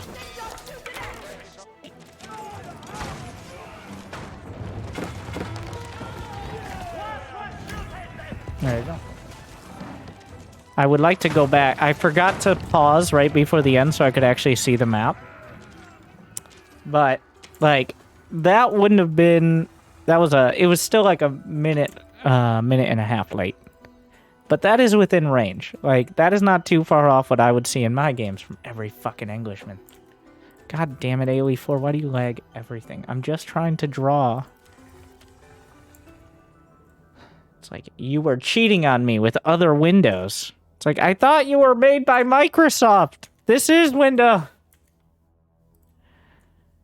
Anyways, so if I can...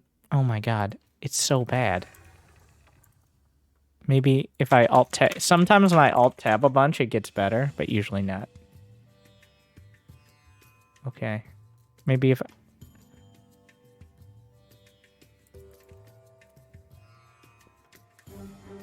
I'm sorry, AoE 4. We'll stay on your screen. Okay. Anyways, A minus. Could be faster. The details around the edges, the general idea, work just fine. Well done.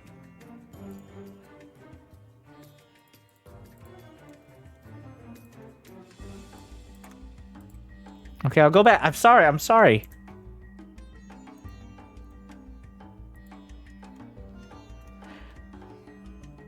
Who's up next? Yeah, that would not have been, besides it being a bit late. The execution was solid, and it would not have been out of place in my games. And I would have said strong words to you. And now Bob.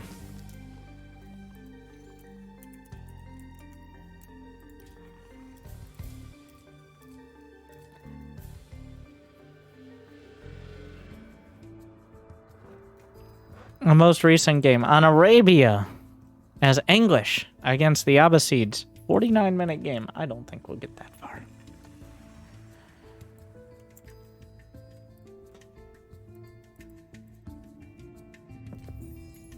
Okay, wait. Let's look Bob up on the leaderboards so we can judge him. Not that there is a leaderboard. No, next up is the 3v3 on Warring Islands. Bob has not played 10 ranked games yet. And by ranked, I mean not ranked, but also not ranked. So.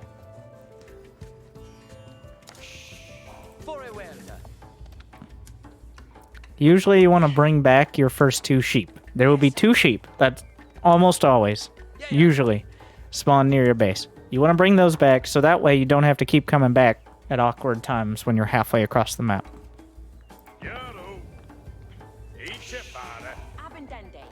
Also, supply in AoE 4 does not work like supply in StarCraft, or even it might work like supply in AoE 2. You can be at 10 out of 10 supply. So essentially, you can build the 11th supply. You can build the 11th supply on any building. I think it just takes whichever order you did first. You can build supply 11. It just won't pop out until you finish a house. So actually starting a house at 9 or even 10 supply is usually fine, because it's not until the unit is 99.99999% complete. So essentially you get 1 more supply than the count is what you do, but it isn't unlocked. So what that means is you can, and this is a very regular late game strat, is if you're banking, imagine banking money in SC2. Like with Larva. But imagine if you could just have 15 Ultralists built, so the second your other 15 Ultralists died, because they're Ultralists, they just popped out as soon as the supply was free. That's how AoE 4 works. So you can have 10 bombard cannons ready to roll out of the factory the second you lose, I don't know, about 30 scouts, because there's 3 supply apiece. So that is something to consider that is more relevant in the late game, but is also relevant in the early game builds. It's very relevant in late game. Also, you have to be careful, because whatever you queue up first will pop up first, even if you're maxed. So if you queued up like 40 horsemen and 10 bombards in that order, guess which one's popping out first? However many stables of horsemen, and then however much siege. It depends on how much you lose.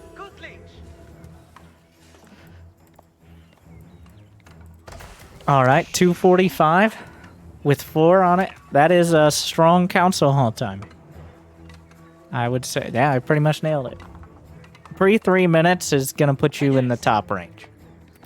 You can maybe get it a little quicker, but that's about as quick as you're going to get.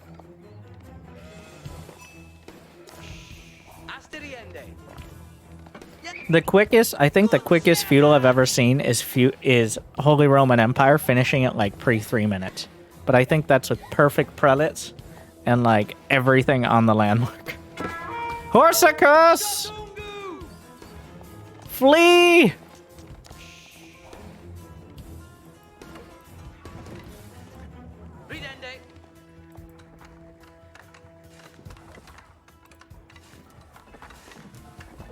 Can't Chinese get fast feudal? Yes, but they can't get additional resources at the speed Holy Roman Empire can. Because the prelate increases worker speed by 40% and costs gold, whereas the imperial official costs 150 food. So that takes longer to make up for and doesn't give you as much of the benefit. Maybe you could get it almost as quick as HRE, but the prelate is actually kind of insane on the first set. It's ridiculous. Like, if the prelate worked, that's how prelate is balanced. Is if the prelate worked perfectly, then HRE would have the best economy in the game. But it's because it can be shot with longbows, and it stops working sometimes, and there's a bunch of selection issues, and it's also used for other things. Is why it's inconsistent.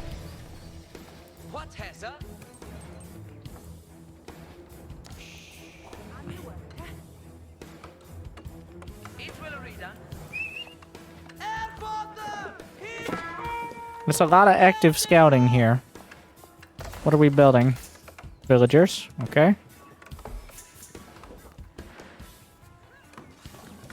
Feel like you don't have nearly enough sheep. I don't know how many you got. It obviously wasn't. So the max that can gather from one sheep is 6. 6 villagers. Otherwise they start bumping heads. Sometimes less because other collision things. Consult this tier list for the top tier. This is only for, like, Diamond Plus, but because below that, it really doesn't matter because most people are both somehow not producing villagers, but also banking thousands of resources.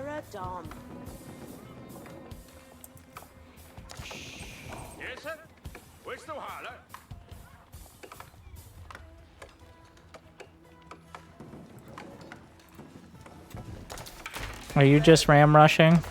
I mean, I would build houses further from your TC because you might need that space for farms. Just FYI. Corix, would you agree with my assessment of the current civilizations? And their general position?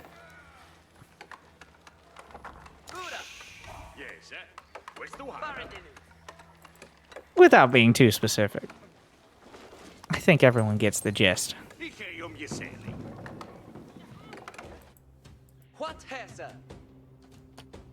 Alright.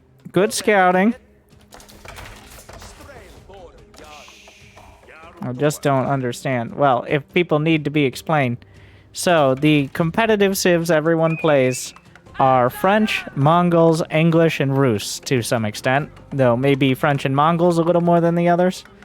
English is still very popular. Chinese is also listed there because people are pretending like it's almost as good, but it's not as good. But people are convinced it is, but it's not because Rams exist. But people are convinced it is, so they'll definitely play it.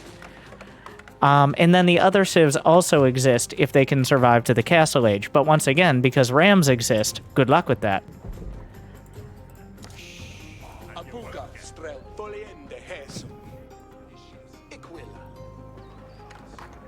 It's a good meme. Meme approved. Alright, professional approval by people in Twitch chat. Twitch chat, do you agree? Twitch chat agrees. It's a good meme. Alright, memes don't need to be accurate. They just need to be good.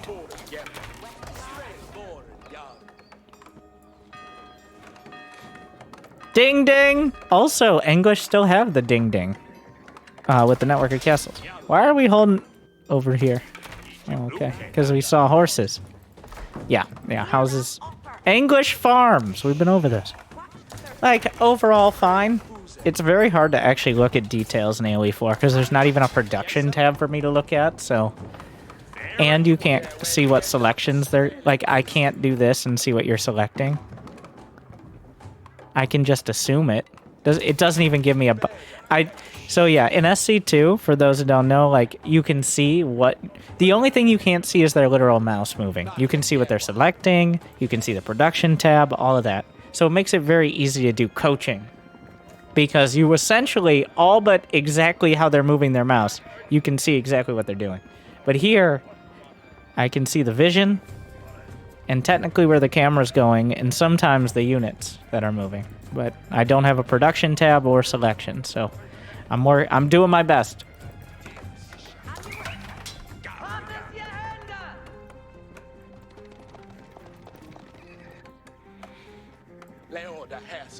I'm continually rotating. I have to use my hotkeys. I'm rotating between, like, production and stuff.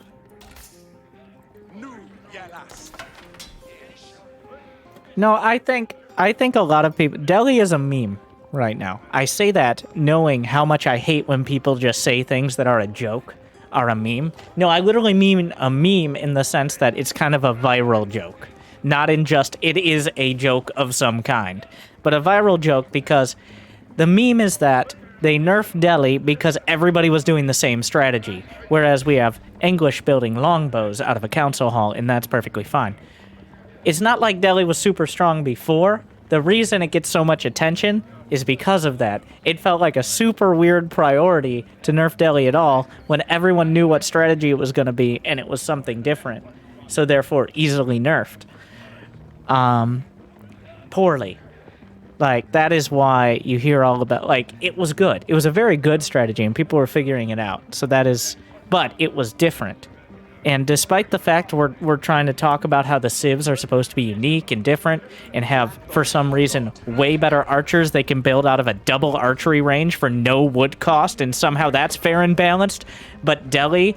having to actually move out on the map with shitty units and try to take a site relatively early on was definitely too much. Like, it's a weird priority, and that's why you hear so much about it, is because that was the only thing significantly targeted with the previous update was a big nerf to the only good... It'd be like if the council hall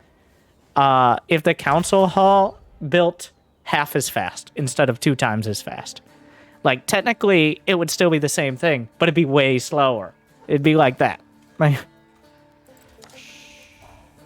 yeah, they could have just made it you can't take sites in feudal instead of you start the research in feudal. Or you start the research in castle. But, or is it you start the research in feudal? I don't know. Either way. Either way, it removes the opportunity to even force your opponent to respond because they have longbows. Usually, by the point they need to... Or knights. Or knights. Or whatever.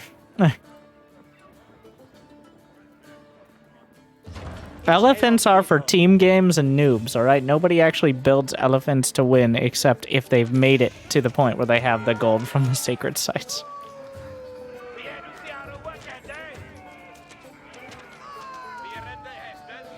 Alright, so this is already completely successful. At this point, you've killed enough villagers that... And denied berries, which Abbasids need for their food. That's most of their food income. And you can also deny other berries. Right now, you could go home and just macro it out. I mean, you could also just kill him. So, like, maybe... Like, you're sitting here with rams. Maybe do try that when you have a ram. But, like... As long as you don't just lose your army to the TC, then it's mostly fine. Loco built elephants? Yeah, Loco sucks at this game, though. Like I said, I played with him. He also didn't have any real Age of Empires experience before AoE 4. I'm gonna tell him you said that. He'll agree. I also suck, but not as hard, mostly because I played AoE 2 and the beta. Yeah. For reference, Loco's probably worse than Bob.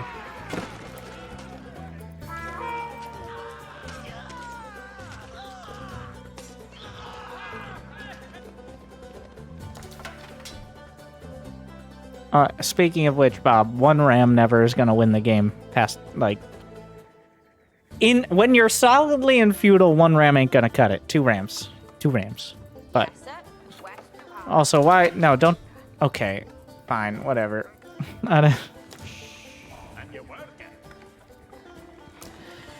You don't... Mills only cost 50 wood. Don't make your villagers needlessly vulnerable to save 50 wood. Just build more mills if you need to. Cyril did play once or twice. I heard he didn't do too well. What? Who? Twitch chat tell you that?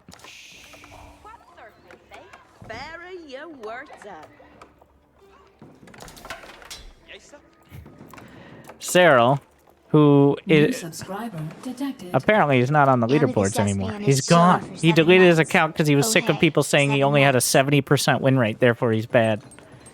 Yeah, Cyril was like rank 30. He played for like a weekend, he got to rank 30, and then that whatever account that was did not play anymore past it. So, who knows what he's doing now.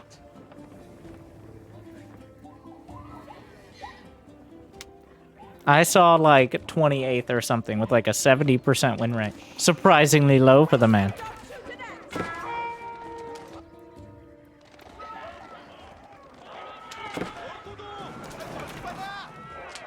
I shouldn't believe random people on Discord. You could have just, you know, Googled it. How did that person know whatever facts they were spewing? All right, okay. Let me actually look at Bob's game here. All right, Bob. I don't know why everything is pulled off of wood. Why do you have no wood? So, balancing your economy is kind of hard to do. It's the hardest part of Age of Empires. It's very different than SC2. You kind of got to think like 2 minutes in advance. What do I need? Like right now, you have no wood income. You have a lot of gold. You don't need as much gold. You're going to need wood, one way or another. What upgrades do we have? You should have upgraded some armor, either melee or range, though probably in this case melee. As well as, I would usually save eco ups. Yeah, don't do this with mills. You're falling into the Bronze League hero shit. But I would recommend to go up to castle. 25 on food is okay. Like 20 to 25 on food. 10 on gold, rest on wood. So 20, 10, 10 would be the best balance right now. How many do you have? 42, which is a bit low, but 20, 10, 10 is your decent go up to castle and still get anything else kind of thing. This is in-game music, just not this game. This is AoE 2 Definitive Edition soundtrack.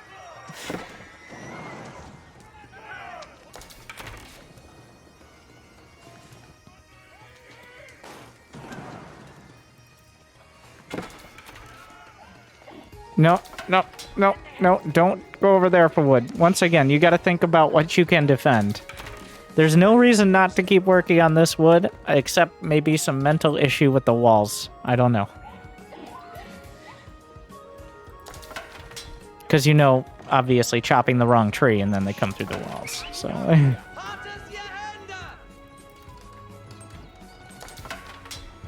Yeah, it's at this point, I'd say if your economy is so unbalanced, you have over 1,000 gold, just get a market and buy food to get castle faster. Otherwise, that gold is for eco ups. We'll see if he chooses that.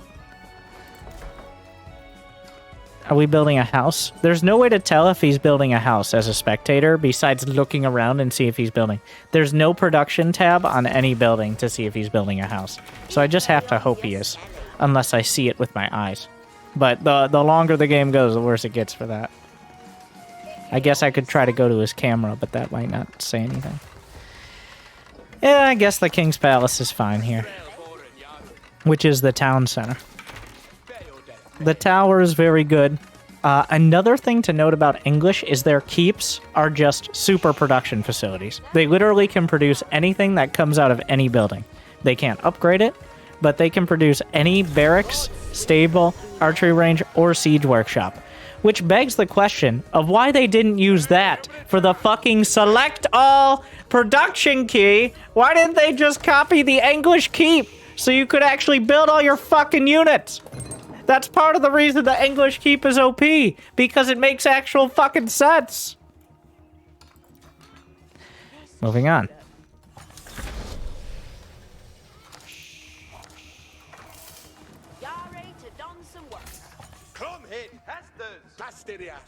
Looks like everybody was inspired here. Yeah, 20, 10, 10.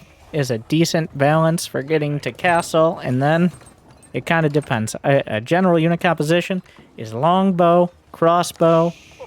Like, you've got your barracks mix, and then depending on what they're going for, you got your archery range mix, which is which is longbow, crossbow. Crossbows are good. Men-at-arms are better.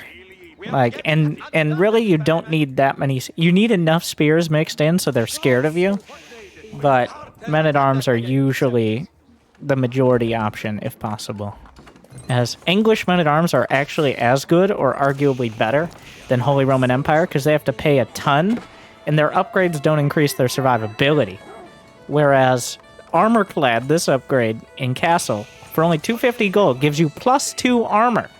Compared to the getting the +2 armor upgrade costs 250 gold. So it's just a cheaper and better upgrade on top of the other ones. The second tier of upgrades cost 250 gold for reference. So let's see. Did we get eco ups? We got. I have to tab through. Food and wood level 1. Fine. No, like, it's not like we're hurting for money here, but.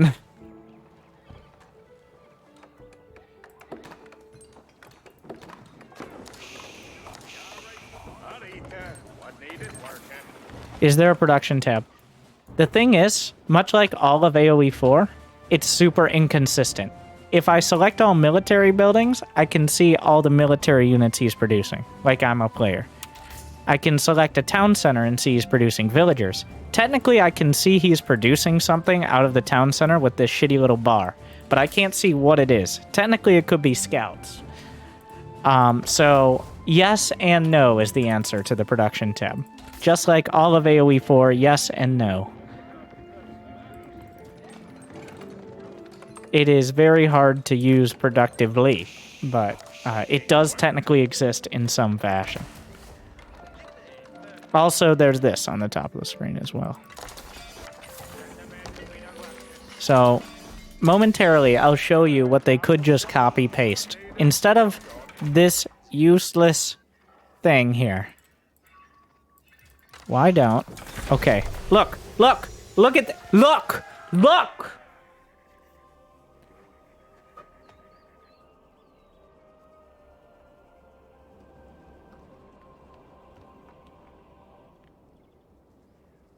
Just copy-paste it. Just this. This. This is what I want. You can click it. And then, boom. Look.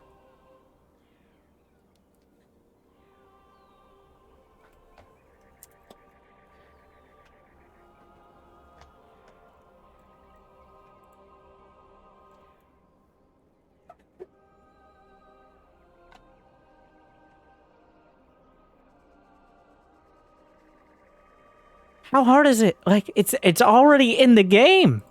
That's the best and worst part of all these things for me. Is it's already in the game.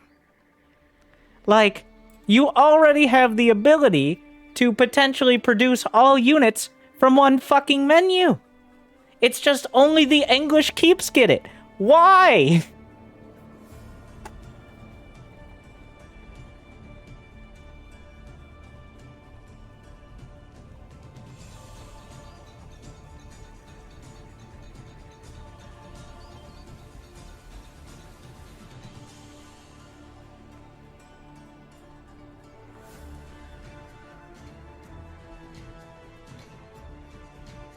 Moving on.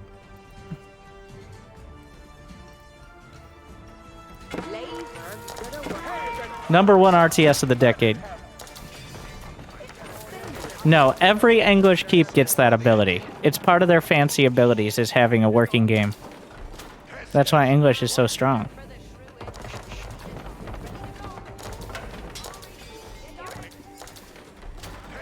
It's literally a tech tree option.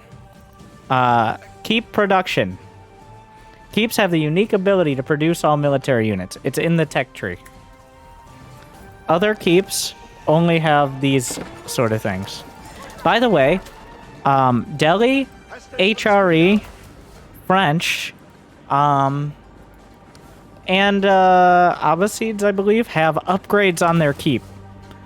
And Chinese, almost every civ actually has an upgrade on the keep. You might not have noticed because it looks like weapon emplacements, but the English keep upgrade is actually possibly the best of any of them.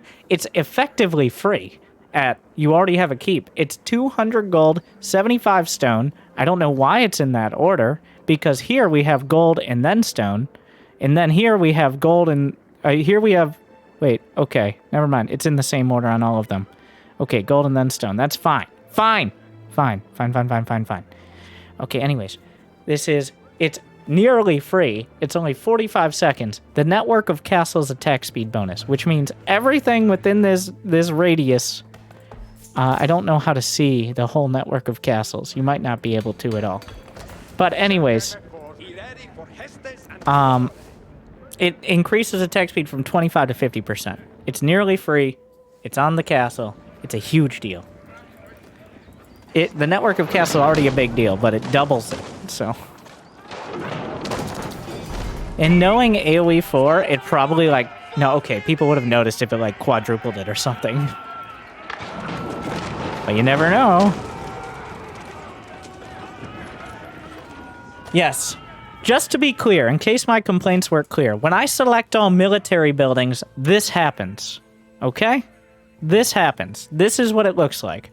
I can make a longbow and a man-at-arms, and then all these random-ass upgrades.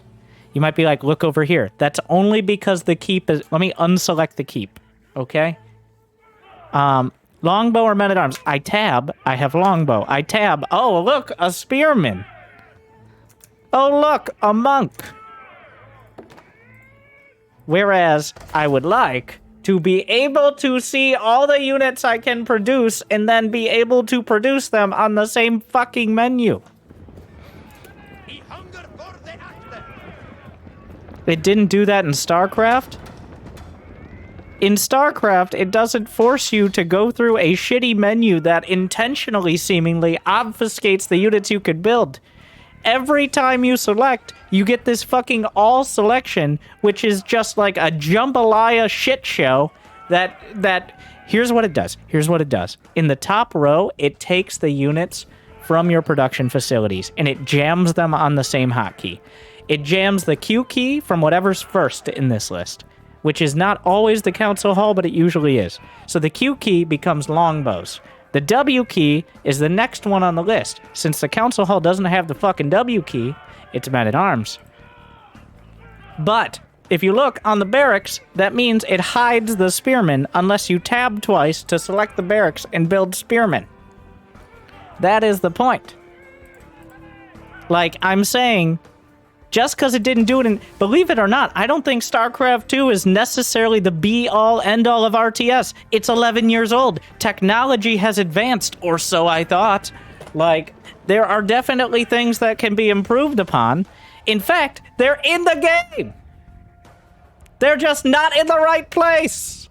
Like, in SC2, it shows whatever you're selecting first. So if it's barracks, factory, starport. Tab, tab, tab. Same amount every time. I wouldn't mind having something like this for SC2, which Zerg essentially has, because they can build effectively every unit, besides the best unit, queens, out of their eggs and their larvae. Yes, and that's why I feel like I'm playing Brood War. So anyways, what I'm saying is just copy, paste, or even better, I know it sounds crazy, but give the option to copy, paste this menu to this menu. I know, giving users options in a $60 game in 2021 sounds like a lot of work, but I would say I believe you can do it, but that wouldn't be true, so I don't want to lie to people. But I would love for it to be done. And, like, if there are unique units, back to the tab key. Who gives a fuck? Most of the unique units already just replace other units. There are some, like the Grenadier or the Horse Archer, that are in addition, but, like... Oh, a follower. Whatever. Like, have a... So then... Okay, I fixed it. Watch this. Okay. Then, you have, for select all, you have a button, No. Okay. Oh my god. You have a button you can press for a second menu. You know how, like, every other game does it? You can bring up another menu. It can be hidden behind the first one. I don't know why we have these fucking pop-out menus in the first place. Like, for villagers? Do we need menus across the whole screen at all times? What is this, a fucking mobile app? Anyways. Like, what was wrong with just having buttons?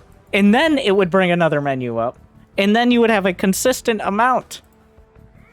Or just, you know, add a row. Or give more options. First things first, copy-paste this. Copy-paste this, unique units. Wait! No! You guys are fucking stupid. No Civ has more than, like, 3 unique units. You know what happens when you copy-paste? You get more buttons. There are more buttons on this one than this one. They're just straight up more... Well, I don't know why. But there are more buttons. I got...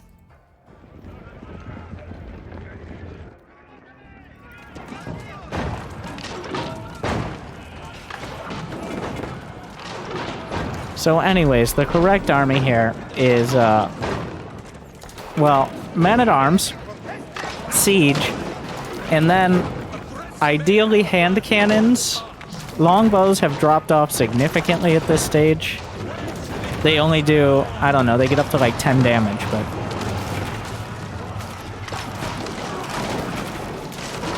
Mangonels definitely pay off. Crossbows are very good. Hand cannons are great. And then you just fill in men-at-arms and all that, but...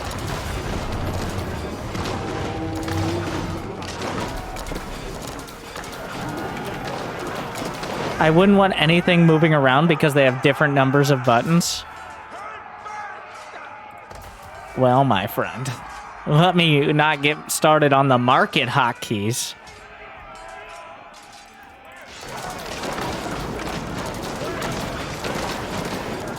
Alright, so converting things is not a reliable strategy and just hurts your economy. Don't try it. It's a trailer thing. It's one of those things like having your units all spread out in the StarCraft trailer. The mass conversion is like launching a nuke, except everybody can see it and it's super obvious, and your monk can't cloak. So they can just shoot it in the face.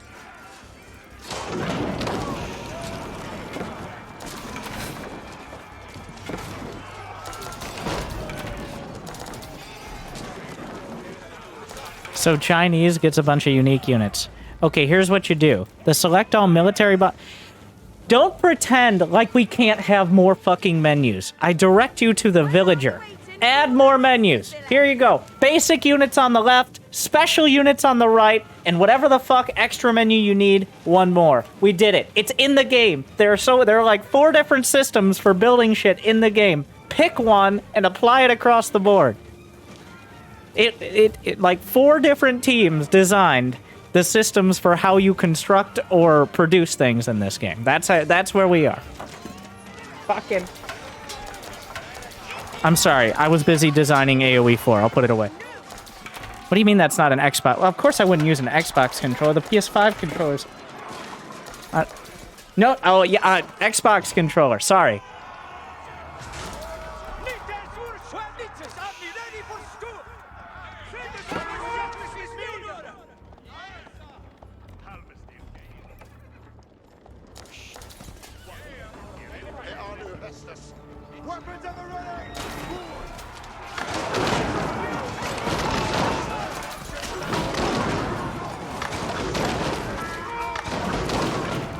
Okay, for those of you who think I'm being unfair, I just want to bring up one thing again. This one I keep bringing up.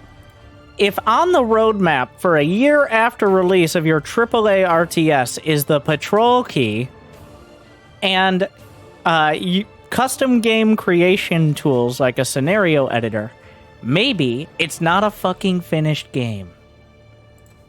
For any apologists in the chat. Of the 4 things, okay, let's like in the not so we already got the winter. If scenario editor, patrol key, and ballot, like two of the things should have already been in the game, and the other two shouldn't need to be listed to pad your stats. Like, that is my opinion, but it's good they released a roadmap and to know that those things are on the agenda at least.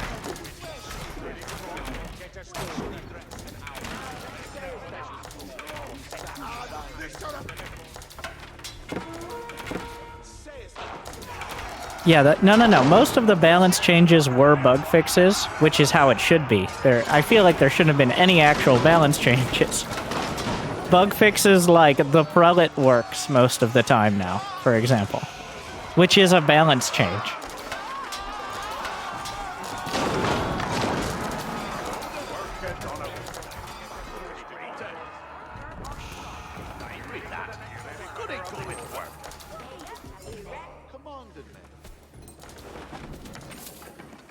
Honestly, Bob's playing this pretty well.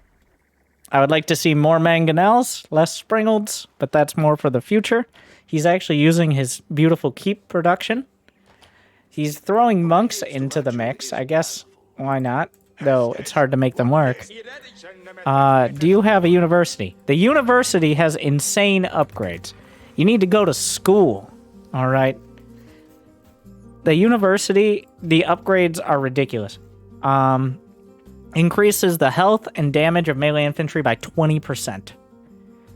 Damage of ranged units by 20%. Health of cavalry by 20%. Like, these are insane numbers. Gunpowder, like, these are ridiculous numbers for how much they scale. They're expensive upgrades, but if you don't have them and your opponent does, it's a massive difference. For every 5 men-at-arms, they have a 6 men-at-arm, effectively. They have more arms.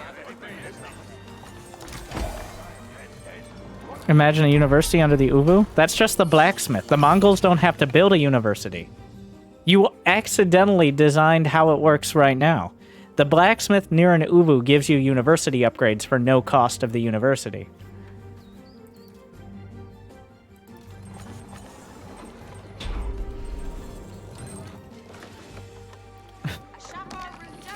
But usually Mongol games don't get that far. They're too busy killing them in feudal. This is a pretty cinematic battle. It is a demonstration of why we don't go for longbows in the late game, because they're just not as good. Longbows are not useful in the late game. Basic archers are no longer used when you have access to late game gold. One, they're a waste of your... Wood is the most valuable resource in the late game because it's the most limited and hardest to acquire. So spamming longbows both doesn't do any damage and wastes your supply and your wood. Crossbows, on the other hand, paradoxically, do not take it. Well, he doesn't actually have an archery range. But that doesn't matter, because you could still build them out of keeps. Wow. They only cost food and gold. So, crossbows are your actual... And food is effectively infinite, and so is gold, because of the Gold Digger upgrade. Do we have the Gold Digger upgrade? Yes. For those who don't know what that is, you might be like, Winter, that's not what it's called. Technically, no, but tell me when I describe this upgrade what it is. Enclosures. Each farm produces gold every few seconds. I mean... So your late game gold is actually just your farms, which so helpfully every few seconds lags the game by showing us. We could just put it down here like Indie RTS Age of Darkness does, but like, okay. I don't know.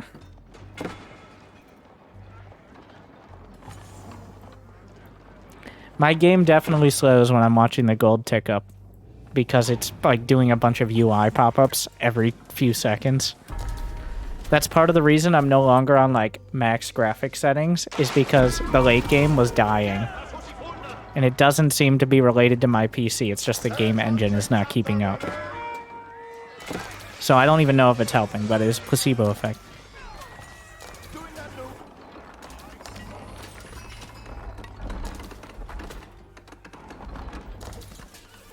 Why am I watching this whole thing? How does the game end in... Oh, it's 3 minutes. Plenty of time. Did I miss anything, Bob? Bob, you... mostly that I want this over here. But otherwise... Okay. So, technically both these menus allow you to do the same thing. Oh my god, it takes it off the other menu to put it... What the fuck spaghetti shit is this? It takes it off this menu to jam it on the select... Oh my god. So even if you wanted to build them, you'd have to go back to the other fucking menu.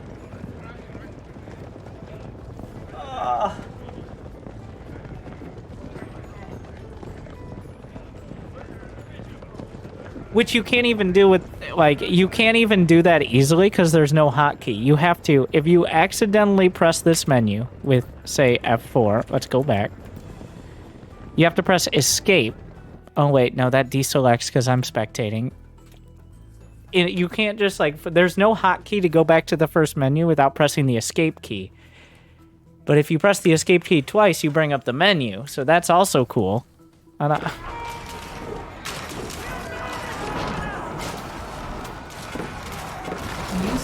And then you can escape from playing this game. Is chilling for 22 Wait, months. Keep it up, Winter. I love this. Thank you, Grandfather. So, Bob, it was a relatively good game. Longbows are terrible and waste your wood past Castle Age. Build crossbows and hand cannons. And more siege, like mangonels. Hand cannons are very good if they don't have many mangonels. You can press Control plus Tab to go back.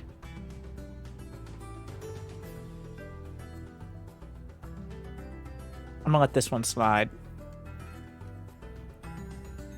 That's if you're already in the menus. Not if you're in the other menu that you can select at the same time, but also not the same time. Yeah, like... Don't worry, hotkeys were added in the last few weeks. Not the few weeks, like before release.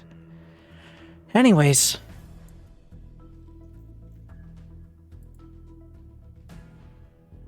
Oh, it still lags anyways. Alright. So. AoE 4 does not like it when I do this. Yeah. It does not like me tabbing out. So we're gonna try to... It does not play well with Windows. So we'll just adjust here. So that'll bring us to... Let's see, how many do we have? 1, 2, 3, 3. Actually. So that was an alright game from you. I'm gonna chalk one up on the devs there. Yeah, if you're going to do a ram push, you need at least 2. 1 ram is... just pretending like you're doing a ram push. 2 is the amount. Yeah, moving on. Before I snap even further. Now we have... Okay. Alright, so I'm just going to have to type this in one letter at a time like any other man. XX, easy. I'm probably offending someone now. Okay. Yeah, it is spelled... Of course, you knew how it was formatted. There you go. Just want to be clear, some of the reason why people send in these games is because there was some spicy chat, which somehow you were able to read.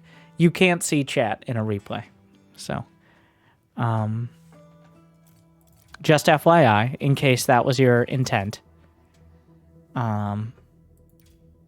Yeah, we're on Warring Islands in 3v3, so I'm already judging. Oh yeah, Bob's hope score is a B+.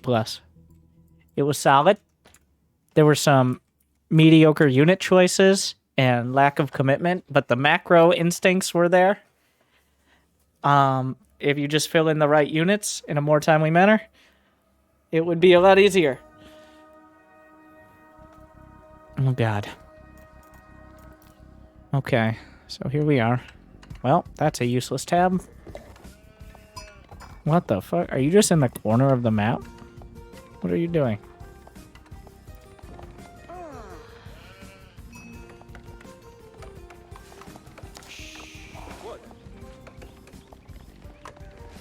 Why are you going for gold?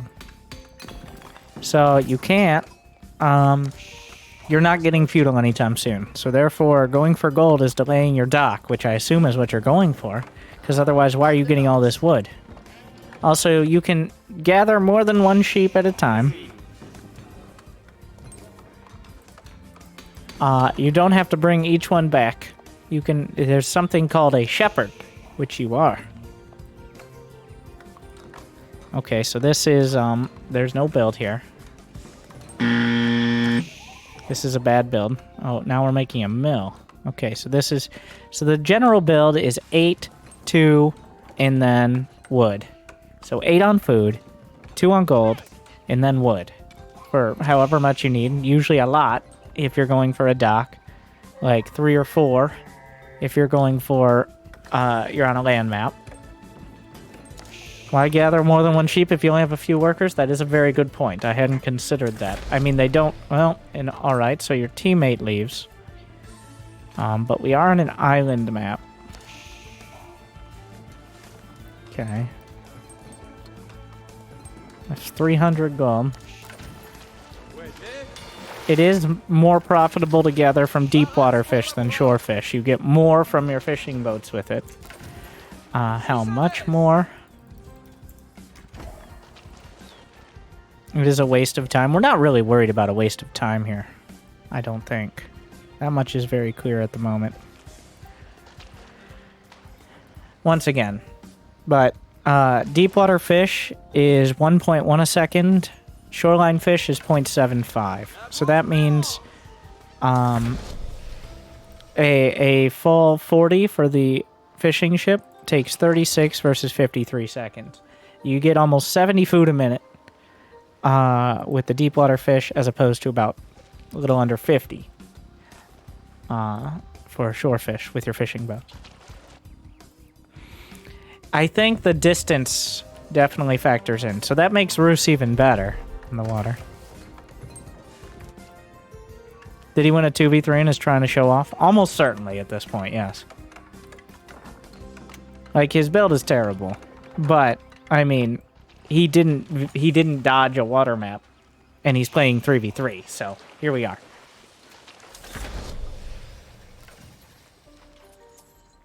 First, strong water build in water.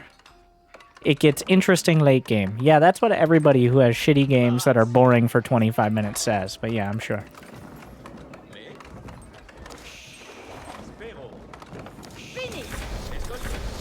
Then I make the bugged out demo ships that are actually just nukes.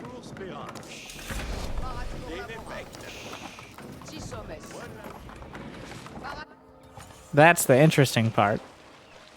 So for those who don't know, there's an upgrade called explosives that increases the damage of demo ships.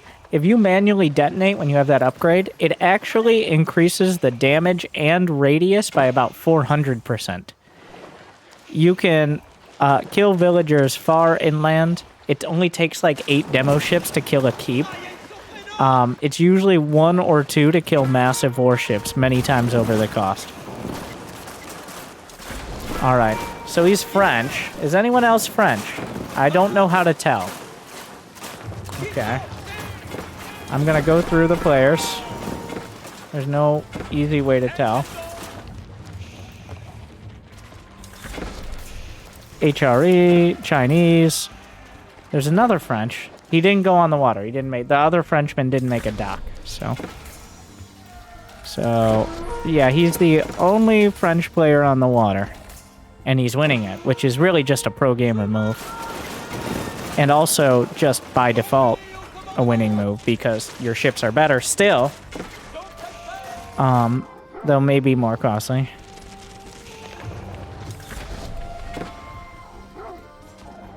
Wait, does he have another French on his team? No, that was on the other team. The colors are all over the place. Like, we have teal, purple, and green on a team. I guess those are similar. And then you have yellow, red, and blue on a team. My personal favorite is when my color is red. And I get to choose either between team colors or being red.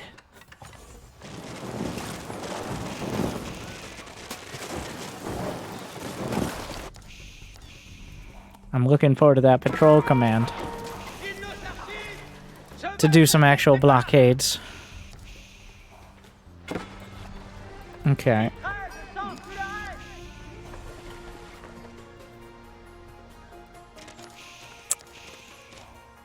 I should have just vetoed the water map. Just, you know, like looking at it.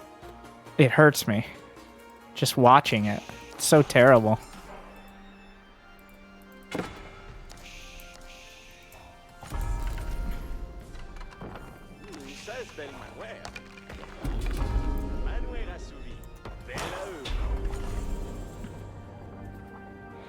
Okay.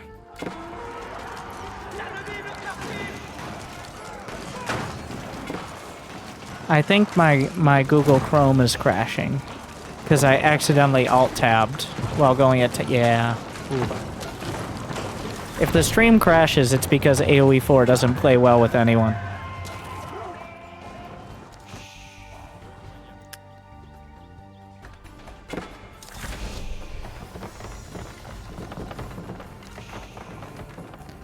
So, yeah, this, like I said, this is a great game. If you're more likely to have a beer in your left hand, or whatever hand, like, if you're just as likely to have a beer as a keyboard being used by your left hand, or your offhand, then, or whatever else you might put in that hand, then this is the game for you. That wall reminds me of Little Mermaid 2. Okay. Test. How do you know Little Mermaid 2? Your childhood or your child's childhood?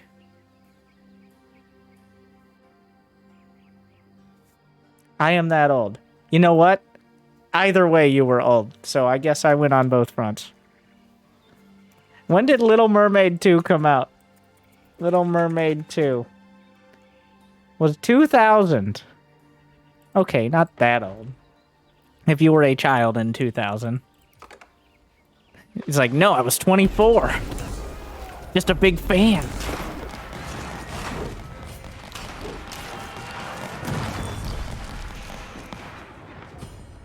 Okay. So the... Alright.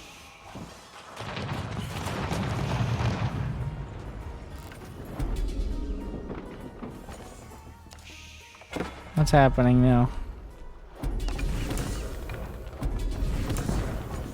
I wonder if you build docks on all the landable area.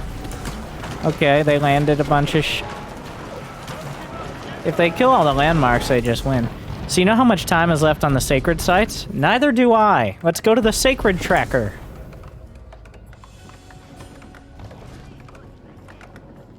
Alright, moving on. Wait. Go back to the sacred tracker. Okay, so those two are on the same team, which means they have two. Ships. Does nobody know about the demo ship upgrade? Apparently not. As they're actually having cool, real battles straight out of the trailer. Alright, so this is obviously going to be, look at me, I held against everyone and my teammate died because of the shitty landmark system, instantly eliminating it. There's an amount of time left on the sacred sites. We don't know how much. They're on an island. That's not that relevant here. Yada yada. Look at me. I'm defending my landmarks now because they're all on my land. Wait, no. Is there... Yeah, he's got... You're fine. You got the red palace over there. If you lose that, you lose the game anyways. Good planning. There's a key to select all your landmarks. So that way you can tell how many you have left because it doesn't tell you. Oh yeah, but it's also select all your town centers in case you wanted that added in. I forgot I had that bound because I rebound it to the numpad because it's fucking useless. Alright, so the answer is... we got 3 left. Wait, no. That includes the main town center of which we have one. Alright.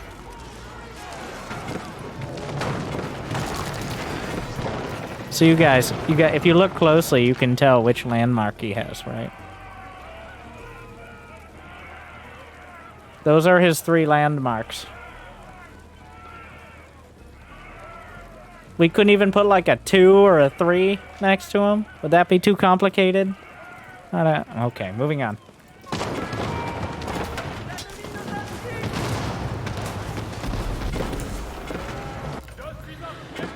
Okay, sacred site. Wait. No, not sacred site. How do we win that? Wait, how's the sacred site holding? Oh, what a save! There's one villager! If that man-at-arms noticed the... Okay. Wow, by that much. So this is why it got sent in, because the sacred site was saved because the other guy didn't A-click well. So I assume the timer will run out. There will still be the red palace and the game will end. Alright. Very cool. 3 minutes! There's a timer! Look!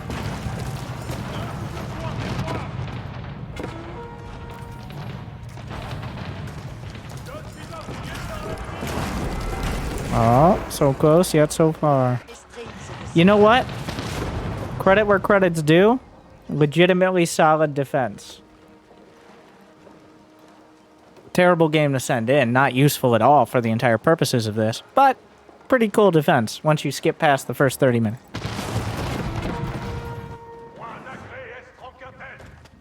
Yeah, like that was a good... it's over. I can't tell if they left or it was a sacred victory.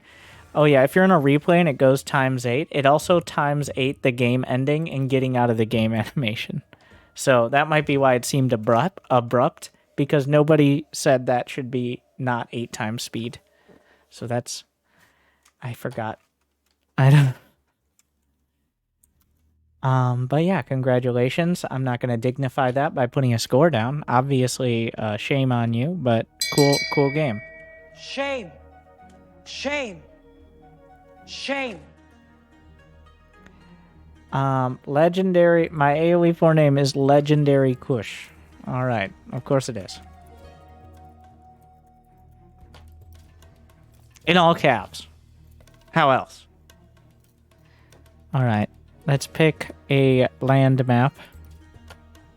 Alright, here we are. English.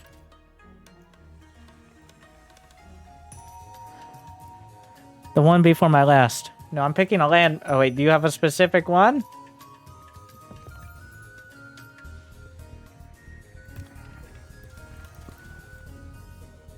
Alright.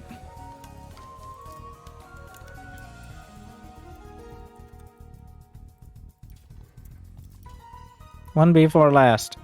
So instead of one of the 5 defeats, the victory, is that what you want?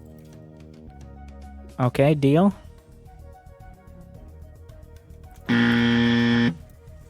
Strike 1.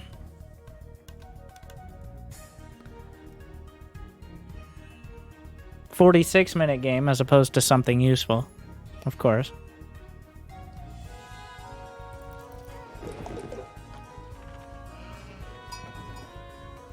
Just generally, if a game's over 20 minutes, that either means the players are so bad it really doesn't matter and they should look up a single build order, or they're just trying to show off the late game as opposed to really learning anything productive. But here we are. Also, if your game is over 30 minutes, I'm very likely to just speed or leave through it, obviously. Late game is fun. Yeah, I wish I got to play it most of the time, but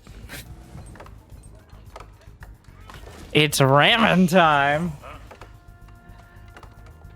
I'd say I get my games at Grandmaster, but low Grandmaster level. Go to Imperial like 1 in 7 or 8 games. Maybe. Something like that. Maybe 10.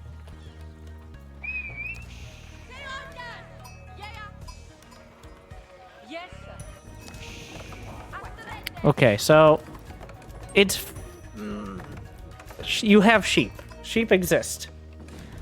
Using wood on farms this early, you want feudal... Once again, we're pretending like we're trying to get good here. That's the entire point of this. If you're here just like, oh, he's doing pretty good, well, he can go fuck off and jerk himself off somewhere else. Like, if you wanted to feel good about yourself and like you're ever going to be competitive at the game without getting called out personally, go watch Grubby's reruns or something. But that's not why we're here. This is, even though English mills are better and the farms are cheaper, if you don't start feudal by 4 minutes, you deserve to die. In-game. So, you need to bring back your first couple sheep, so that way you have like 3 sheep to get to feudal. And then you go around, you get as many sheep as you can by the time you start feudal, and usually you have to bring them back by that point because you're running out. But going for farms this early, the amount of wood you needed has delayed feudal by so much. Where the fuck? Like, the fact you're okay, alright. Well, moving on. So, feudal by 4 minutes. You start by 4 minutes. That is the latest. Jimmy, the X's are covering... Yes, it's in the middle of the fucking screen. I don't know why either. Let's just foretest. No, there's never any useful information in the middle of the screen. They couldn't just put it off to the side. Don't be ridiculous.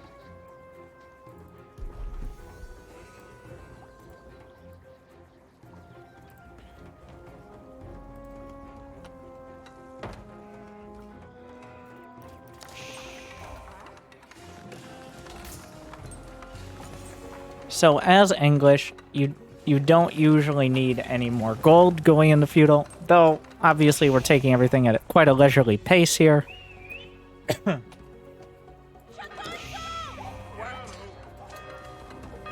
Oh yeah, let's see. Wait, I don't think there are enough games to even have a totally not rank, but yes. So, Legendary Kush right now. Wow, actually, I take it all back. He's ranked 48,000 with 834 ELO. 48,000 out of... How many pages are there? Wow. I'm not sure all these pages are 1v1, though. Okay, let's go to AoE4.net. Of the about 55,400 players. Let's see.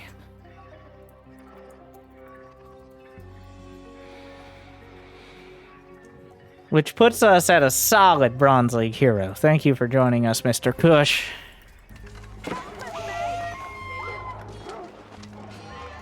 Hey, I should be happy he's got feudal at all.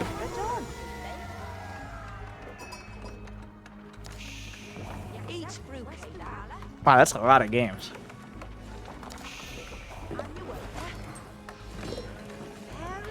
So generally, 8 to wood.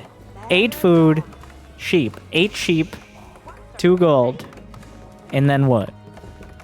And then you're working up towards feudal. That's your general, very basic build order. Each civilization is slightly different in how it plays out, but if you go by that, you're going to be better off than whatever this is. So, and what's your sheep scouting? You got 3 sheep. You got your close sheep, come back. And then get 5 more sheep, come back. Ideally, you're half the map, or at least your quadrant of the map. That's usually what I do. First round, just get 2 more sheep. Make sure you don't feel like you got to come back immediately or start building farms. And then you scout 1 quarter, you come back. Some civs will build a second scout, especially Roos, for other reasons. But you get 3, and then ideally you get up to like 10. And then you have food well into the feudal age, so you don't have to waste wood and time on farms. Yeah, sometimes, especially on this map, you get lucky and you get like 20 sheep, and your opponent gets like 4. So, like, that sometimes does happen. So building things like this means if he attacks you, your villagers will all die because they are not defended by anything but a handful of units, which is bad. Survival techniques. Okay, I guess that works for deer. Professional scouts. No, just because the upgrade is there doesn't mean you should click it. Trading is not worth it unless you have like the silver tree as Mongols, which you probably shouldn't be getting. Each of these is returning 25 gold. It costs you 75 to build them. They need 3 returns. That's like 4 minutes. This is not worth it. This is a waste of time and money. The farms, you have enough food. Let's go to... Did we start? Did we start castle? Where did all the gold go? Yes, we did. I don't know where we're building it. Oh. Fine. Pretty quick castle, all things considered. I mean, so most of my recommendations and my tips are based on the fact that if your opponent attacks you sometime within 25 minutes, you will die. But obviously here, that is not a guarantee. I'm just telling you, if you were attacked, you would likely die. But sometimes you won't get attacked. I mean, based on your match history, we already see how that works out. But thank you for having me choose the one game where you were able to do your perfect build. And if this is your perfect build, well then, maybe come back to me on your 8th birthday. Actually, Rainer started playing SC2 when he was 8. So old. On your 48th birthday.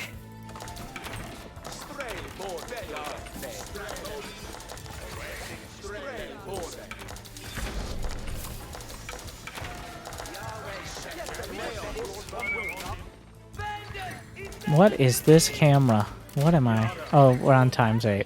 Alright. Some of us were watching Little Mermaid too.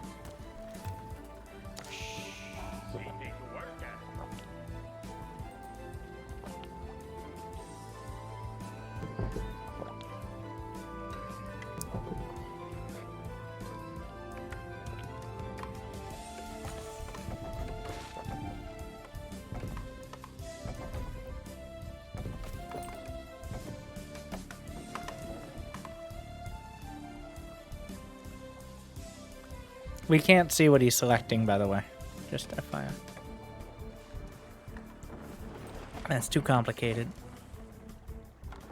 I mean, the army is mostly right. It's just taking way too long to get here. General rule is one very general rule. This is literally for like platinum and below. So like 1100 and below. One production facility, each 15 villagers, starting at 30. So you get to 30 villagers in the feudal age. The council hall counts as 2 production facilities, by the way. I would say starting at 30 and then every 10 maybe. Actually, that would probably be better because people are always banking resources. Always build villagers. ABV. Alcohol, blood. Wait, what is the V for? We'll get back to that. Also, if there's a river, it's a volume. All right.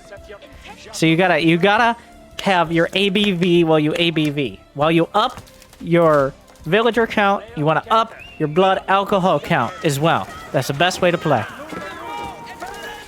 All right. So make sure. Are we using hold position? Don't do that. Don't do that. What you are doing is making it so as many scouts as possible die to an attack ship. Don't hold position. It doesn't work very well. It just, like, stop works. Attack move doesn't work very well. I like to move close and then hit stop. So that way they'll reevaluate what they're doing. Hopefully in a decent area. Okay. How many villagers? 100? Let's start at 100. Most of the players we're watching today are not even nearly at risk of hitting 100. Max is like 125-ish economic pop, but let's start at 100. Okay? If you guys can get to 100 in like at any point, I would be impressed with most of them. There's a weird thing where moving ships on land causes units to stop. No, if units can't do something within 3 seconds or so, they're just like, well, I guess I'm not doing it. Oh, maybe it was moving the ships. Ah, they might not have been in range of the ships, and they were getting the thing where they just decided they weren't doing it. You're right. He might be moving.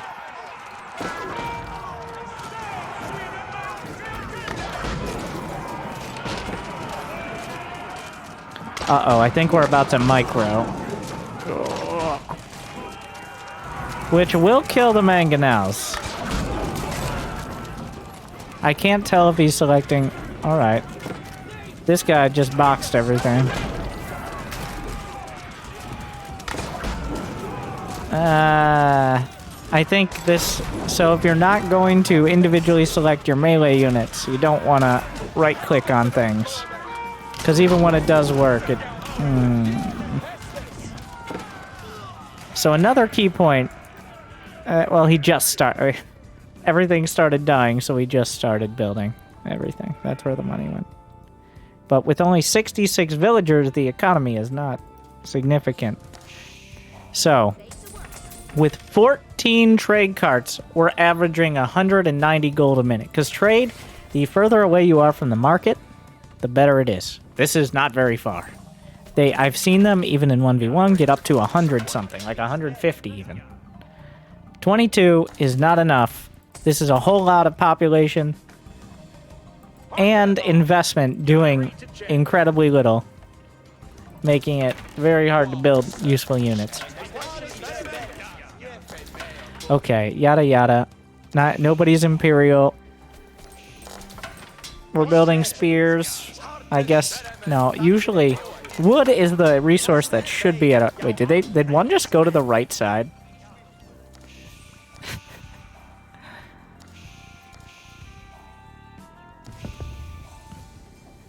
Alright, we're building the Berkshire Palace. Good choice. Forget what the other one is. The Berkshire Palace is just way too good. Oh no. Okay. Build anything. Build anything. Build anything. Build anything. Always build villagers! And then ABU. Always build units.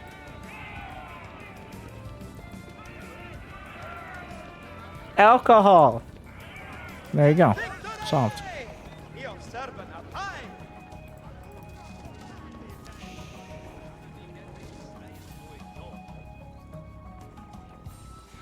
Let's see. Does he start? No, you got to get the gold digger upgrade. That's the most important of all the upgrades for Imperial. It allows your farms to become your gold mines. Oh my. These mills. Yeah, that is your first priority as English and Imperial. Unless you have less than 20 farms, which means you have bigger problems, that is the upgrade you get immediately. That is how you play late game as English. Yes, yes, cool cinematic fight, of which 130 versus 60. Might I point out, the Roos player in this match is at 60 supply. And the match goes 13 more minutes. Of which half of it is economy. So he has 30 villagers. Yet he still managed to afford his Imperial because everybody's banking a fuck ton of money right now.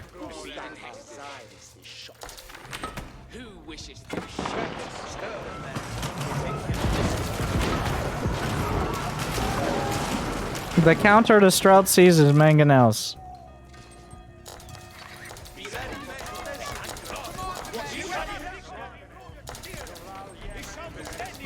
The counter to mangonels is Springolds. Technically, Springolds counter everything, but... What shall he do?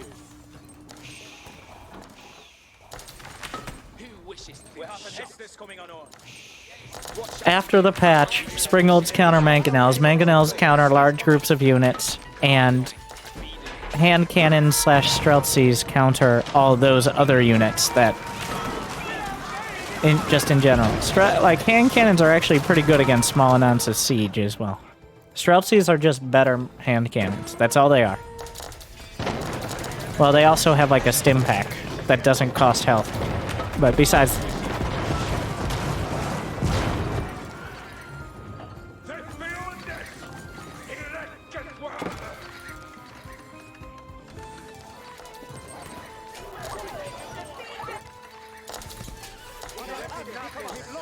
I like the scout inclusion.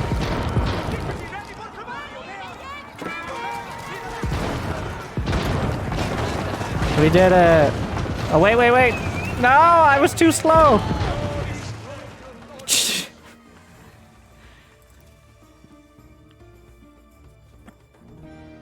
Chinese hand cannons with range in Yuan Dynasty are stronger than Streltsy? No, they're not. Anyone who argues that is stupid. Not because they're not looking at the stats. but because they didn't read the description of the Streltsy. Like, the Streltsy, it increases rate of fire while stationary. That increases its DPS. It's cheaper, and it has an ability, which makes it even more DPS and has movement. So its damage just increases the longer it's sitting there shooting. It gets ridiculous. It's like 50% more. I'm not actually sure the number. I wonder if one of the stat sheets has it. Let me check. And it's not like you want to be microing your hand cannons all over the place. In theory, you could cut... If you have hand cannons cutting hand cannons, I have no idea what the fuck else is happening in the game, but you probably have more important priorities, like nerfing Delhi.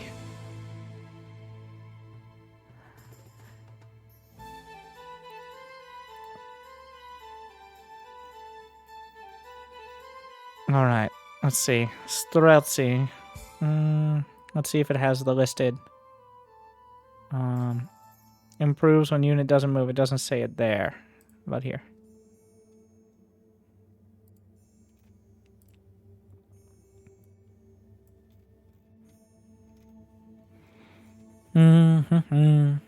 For each 5 seconds remaining stationary, gain plus 10% attack speed and plus 3 damage, which is 30% attack speed and plus 9.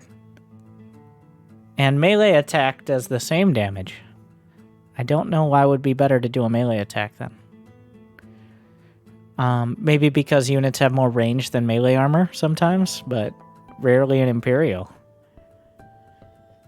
Yeah, so it does... If it remains stationary for 15 seconds, which is not complete... I don't know if that means doesn't move at all or doesn't move much. Like, if things stay in range for 15 seconds, that means plus 9 damage. It brings it to 44 with 30% faster attack speed. The base DPS is 17.5. The Chinese hand cannons are the same. But, remember, the Streltsy costs 90. Let's see. Let's compare the food cost. It's 90-90 versus 120-120. You can make... For every, what is that, 4? For every 4 Streltsies, you can make, wait, 3. Because you save, yeah, you save 33. For every 3 Streltsies, you can make a 4th Streltsy for free. So you can, like, I think that tilts any sort of equation. Is, even if it wasn't better DPS, it's also just cheaper. Like, I don't see why it needs to be cheaper. It's literally already just better. You should pay extra. Not get cheaper. But here we are. Okay. It's like, this thing is better in every way and also cheaper. It's like, why wouldn't I buy it? What's the catch? It speaks Russian. Da?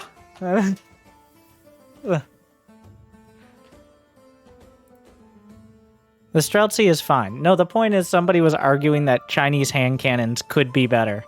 But the point is, why are we having hand cannon versus Streltsy when both sides have siege weapons? Like, that is the point, mostly. So, wait. We had Bronze League Hero Man. Wasn't, like, most of the issue is that sometimes people attack you in the first 15 minutes, and that's probably where things crumble. For Bronze League, it was a B-. Like, most people can make it to Imperial and build decent units. You gotta not deviate so far from the path. Find your sheep. Don't worry about farms. Feudal by 4 minutes. Start castle by 10. If nothing's happening. If something's happening, castle by 15 is a little more realistic. But, like...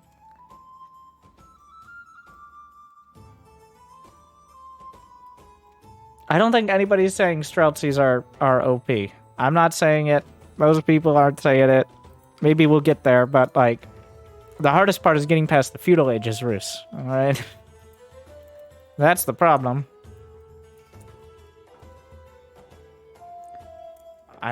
What does this name come from? We got Dry Arabia It's Chinese versus Rus.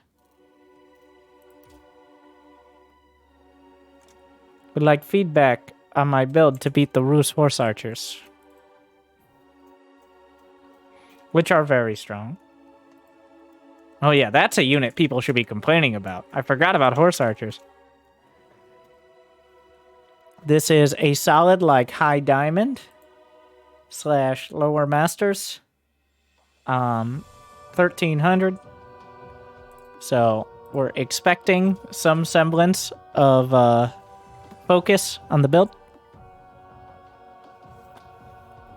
I don't pretend to be an expert on Chinese builds. I'm not sure anyone particularly is. I watched Grubby's Chinese guide, and honestly, like, I know he's doing like a basic guide. I was just seeing if I missed something. I saw him misclicking the Imperial official all over the place. Like, he's like, sometimes you just make sure you click on it. I'm like, yeah, right. Like, it's like, if you do everything perfect, this can be a decent opener, but it's still pretty hard to defend. Like, I'm like, yeah, that's one way to put it. Like,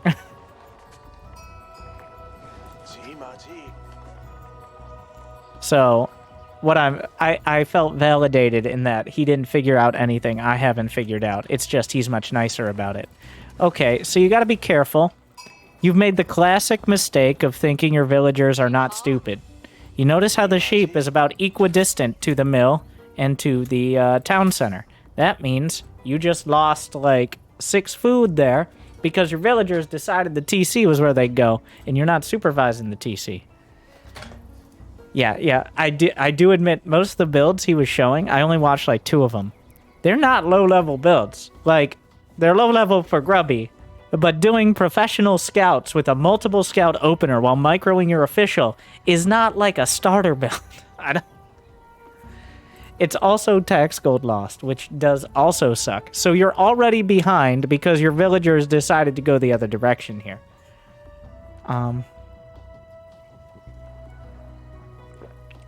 So welcome to playing Chinese. And honestly, it looks like the sheep is closer to the mill. But the hitbox of the mill is actually inside the box. So I don't know how the villagers decide it, but you just got screwed on that. And there's no way to fix it, is the beauty of it, because the sheep's already dead. So good luck. You gotta be careful the other sheep doesn't do it. Should have microed the sheep closer to the mill. Yeah, at the speed of a sheep, right? Yeah, this is like, you're looking to optimize the build. It's like, this is not it. This is a real issue. The Chinese, you don't get any... Let me check the tier list. You don't get room for error here. Like, you're over there having to do pinpoint fucking Imperial official micro, whereas the Rus are just shooting at deer, okay? You have to make sure every single bit of paperwork is in the right spot in order to be competitive. And when you miss... When your sheep is 3 pixels too far to the right, you get fucked. So you have to be very careful about that. If it takes another couple extra seconds, it takes another couple extra seconds. So the pro tip is to click your sheep past the mill. They actually, for some reason, move faster if you just click them. Not like 50% faster. I don't know fucking sheep brains. But they move faster if you click past the location. Because they're not trying to get close. They're now just moving, like they're trying to get close to wherever you clicked. So if you click past it, they move faster past a point. Like once they get within a certain range, they slow down for some godforsaken reason. But yeah, we've already lost like a tax rotation here. And I think right now you're kind of like looking at this trying to fix it. Let's see what your camera's doing. You said you fixed it. This doesn't look fixed. This looks like you've now lost about 15 tax gold. And now you're trying to... Like, you've lost about 15 gold and like 20... Well, double that in food. So you're behind. Because... Oh. Why? Because fuck you, that's why.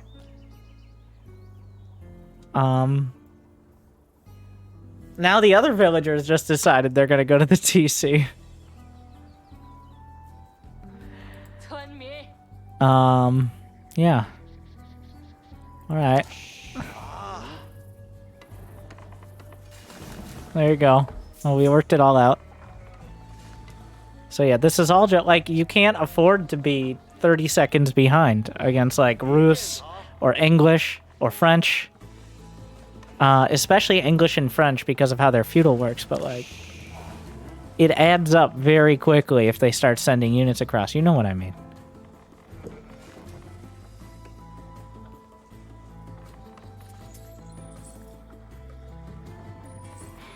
Yeah, this is incredible. Oh, no, you're on auto collection. Ah, you've lost so much food. It adds up. You gotta turn off auto collection. But also, if you turn it off, you might be idle. The Imperial official doesn't know what he wants. So, if it isn't going to be a button on a building, it should at least be a sticky thing. Like, supervise should be on something until you press cancel supervise. Like, maybe you can do, like, if you did collect tax, it should collect tax, come back, and supervise the same thing. I think it should just be a fucking button on the building. Like, on the town center, you cast supervise on the mill, and your tax official goes around. That's my opinion of how it should work, but that would be far too simple. Oh, no. Oh, no. No, no, come back! You son of a bitch! What are all these sheep doing? What? Did you not have a slingshot trajectory? No, stop! Oh no, you've already got villagers, not all your villagers can... No! Stop microing! Who cares about the fucking deer, bro? He gets 10 gold per deer. You've already lost like 25 because of your villagers being stupid. You've decided, because this is such a fucking disaster. This is a bloodbath? No, there's no blood in this game. Don't be ridiculous. Because it's Chinese.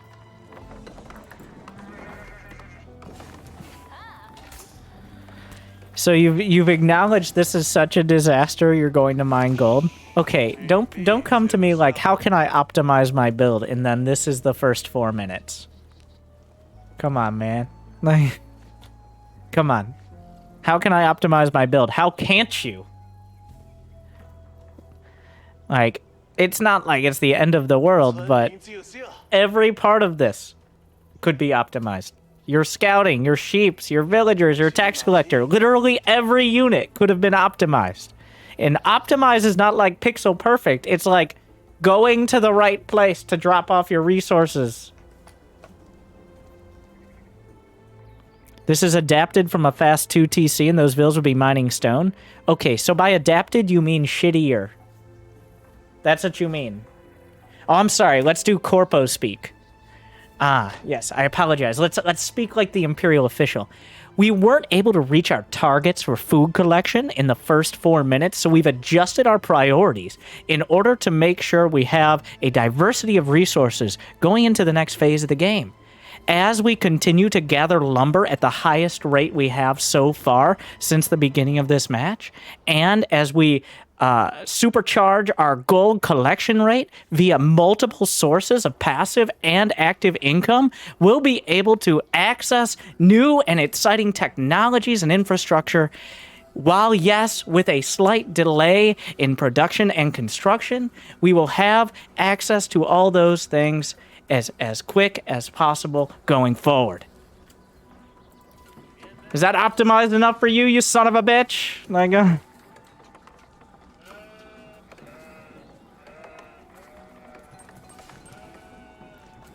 Now supervise.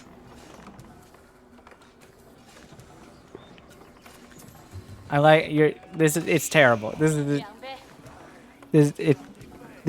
You have lost out on more tax gold than you've gained, I think, at this point. It's like 50-50.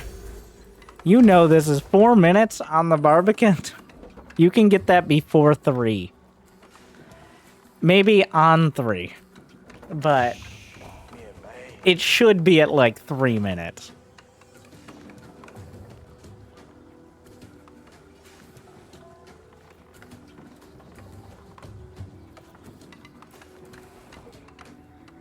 You build the barbecue first, otherwise you have no defenses.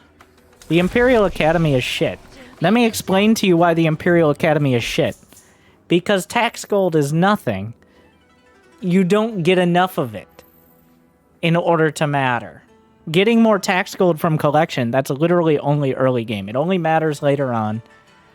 Oh, I'm sorry. Let me...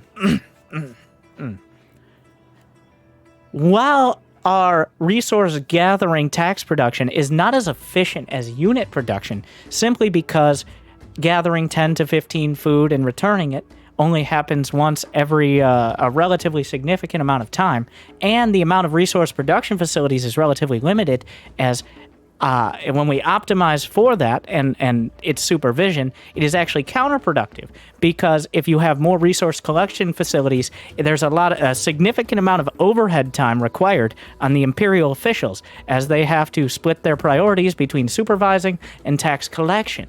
Whereas when we produce unit infrastructure in the form of barracks, archery ranges, even siege workshops, or monasteries, if we're feeling so bold later in the game, those things can produce independently and do not require the supervision of Imperial officials. So when we have those things which produce 4 tax gold simultaneously and can produce maybe 10 in a single area, bringing it to 8 tax gold, whereas resource collection facilities are few and far between by design. You might say that's synergy, but I would say that's competitive independence, because it does seem like it is counterintuitive for us as a civilization, as the Chinese, to have both a need to limit our production and resource gathering facilities in order to maximize resource gathering, but then maximize unit production in order to maximize resource gathering. You might say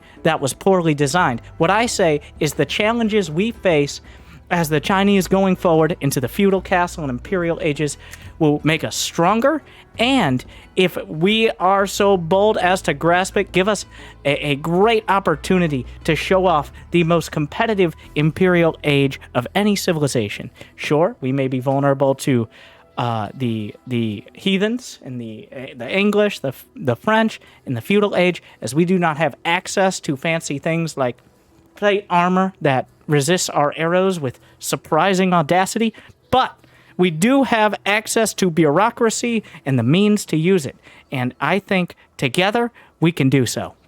You're fucking housed, bro. Optimize my ass.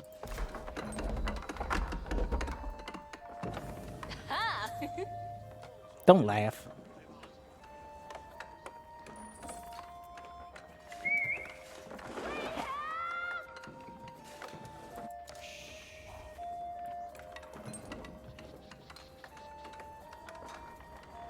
So the way you could optimize this build is by doing an actual build instead of a sloppy impression of a build. You know that.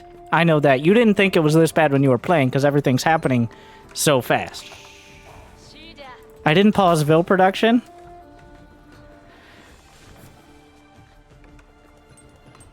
Why don't you have a second official? You should have paused Vil production to make a second official while you were going up to feudal. So that way you could have an official gathering taxes or on wood, instead of losing all this wood production, because at some point, once you get over 20 villagers...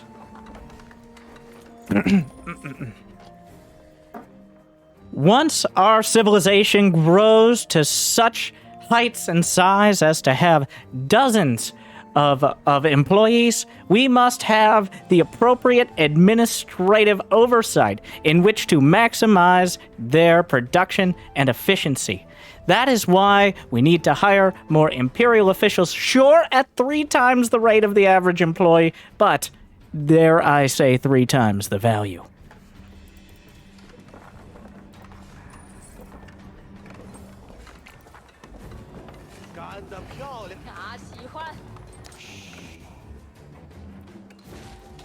I feel like you should be getting at least a second, especially if you're gonna go blacksmith first. What the fuck is that?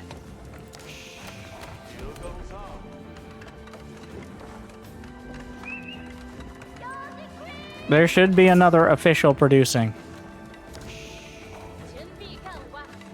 Juganus are free! On food, mostly.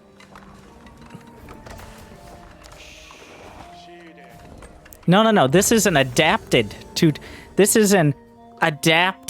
2TC build, which really means not even fucking close. Technically, I have the same amount of fucking villagers, but in no way is this a 2TC build. At some point in its conception, in the fucking loading screen, it was a 2TC build, but it stopped being that when the first sheep was 3 pixels too close to the fucking first town center. That's when it stopped.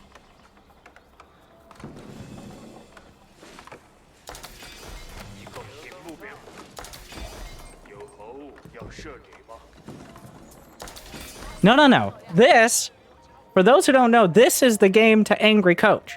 Anyone much below this level is just looking, they might think they need coaching, but what they need is practice and to look at their own game.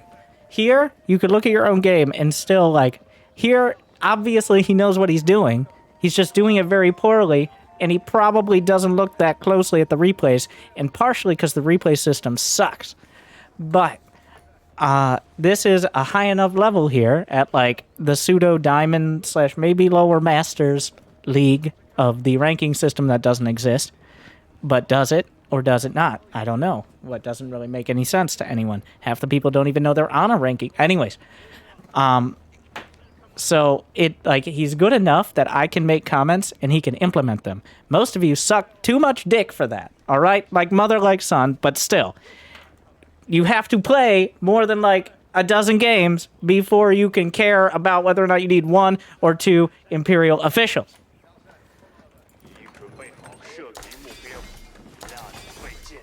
Like, that's a legitimate conversation we're having only because he's good enough for it to matter.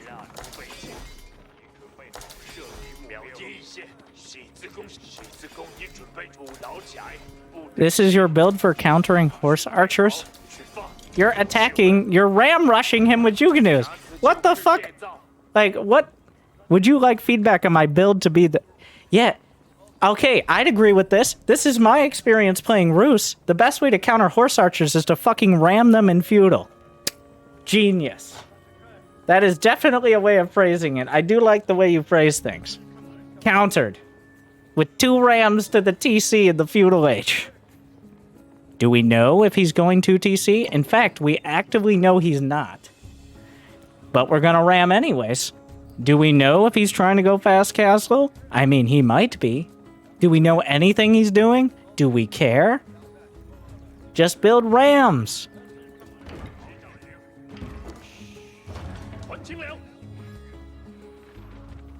Yep. There's a professional scout. Ah, there you go. I don't know if we saw the scouts or not, but... So here's the thing about the fast... What are you doing? What are you doing? This is not how you ram rush. If you know he's going pro scouts, ram rush actually becomes worse, because he has at least like 5 or 6 scouts, which can kill the rams.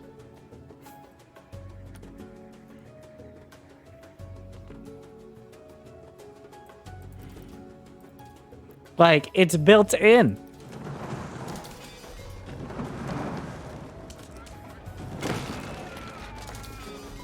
Also, the whole point of the rams is to draw fire from... So he can target with the town center, but he can't shift queue, so you still have a chance to murder all his villagers. Holy shit.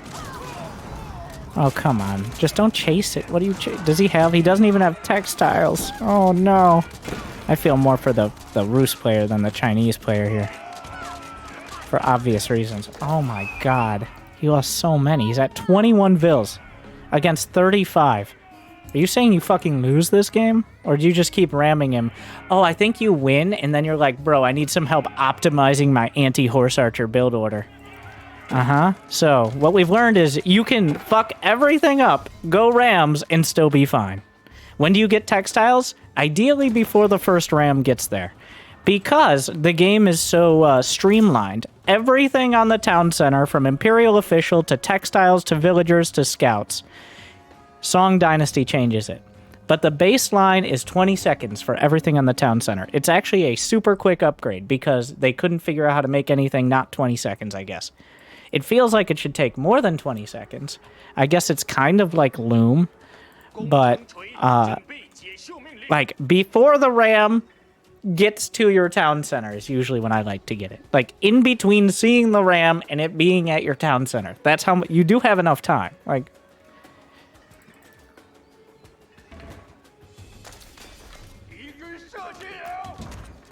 yeah, no, the Roost player should not have chased. There's no reason to chase. He just fucked it up. Alright, like I'm saying, this is like Diamond League. He should not have chased. There's no reason to chase that all the way out. Like, he still has a tower. He's not under any obligation. The Zhuganus were gunning him down.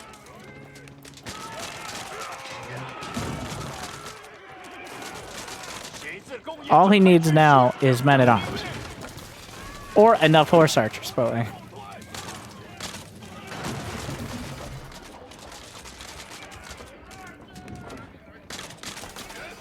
Wow, the animation is so bad. Wait, do they...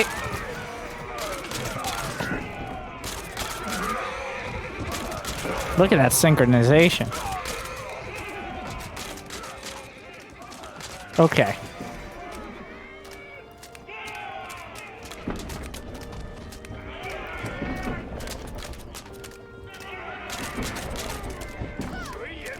I gotta stop pausing it so much.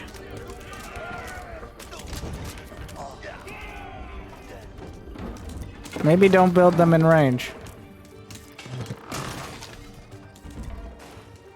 I should coach the Roost player. Yeah, you had a castle, bro. Make men-at-arms.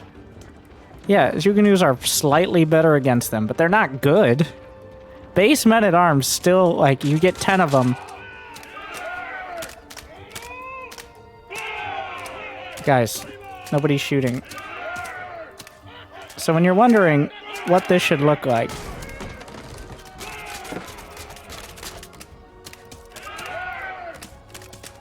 when they're all firing, it looks like some of them actually staggered here. Okay, get that picture in your head. I'm gonna actually reference Beastie Cutie here. Alright? No, not the Age of Empires 4 player. The guy who was trying out new versions of Clickbait in SC2. He made this video, and by made this video, I mean he opened up the UDIT tester, and he recorded this happening. I mean, he has plenty of productive SC2 videos, but it serves as a very good example for right now. So this is what a modern game looks like when you have a bunch of ranged units firing at each other.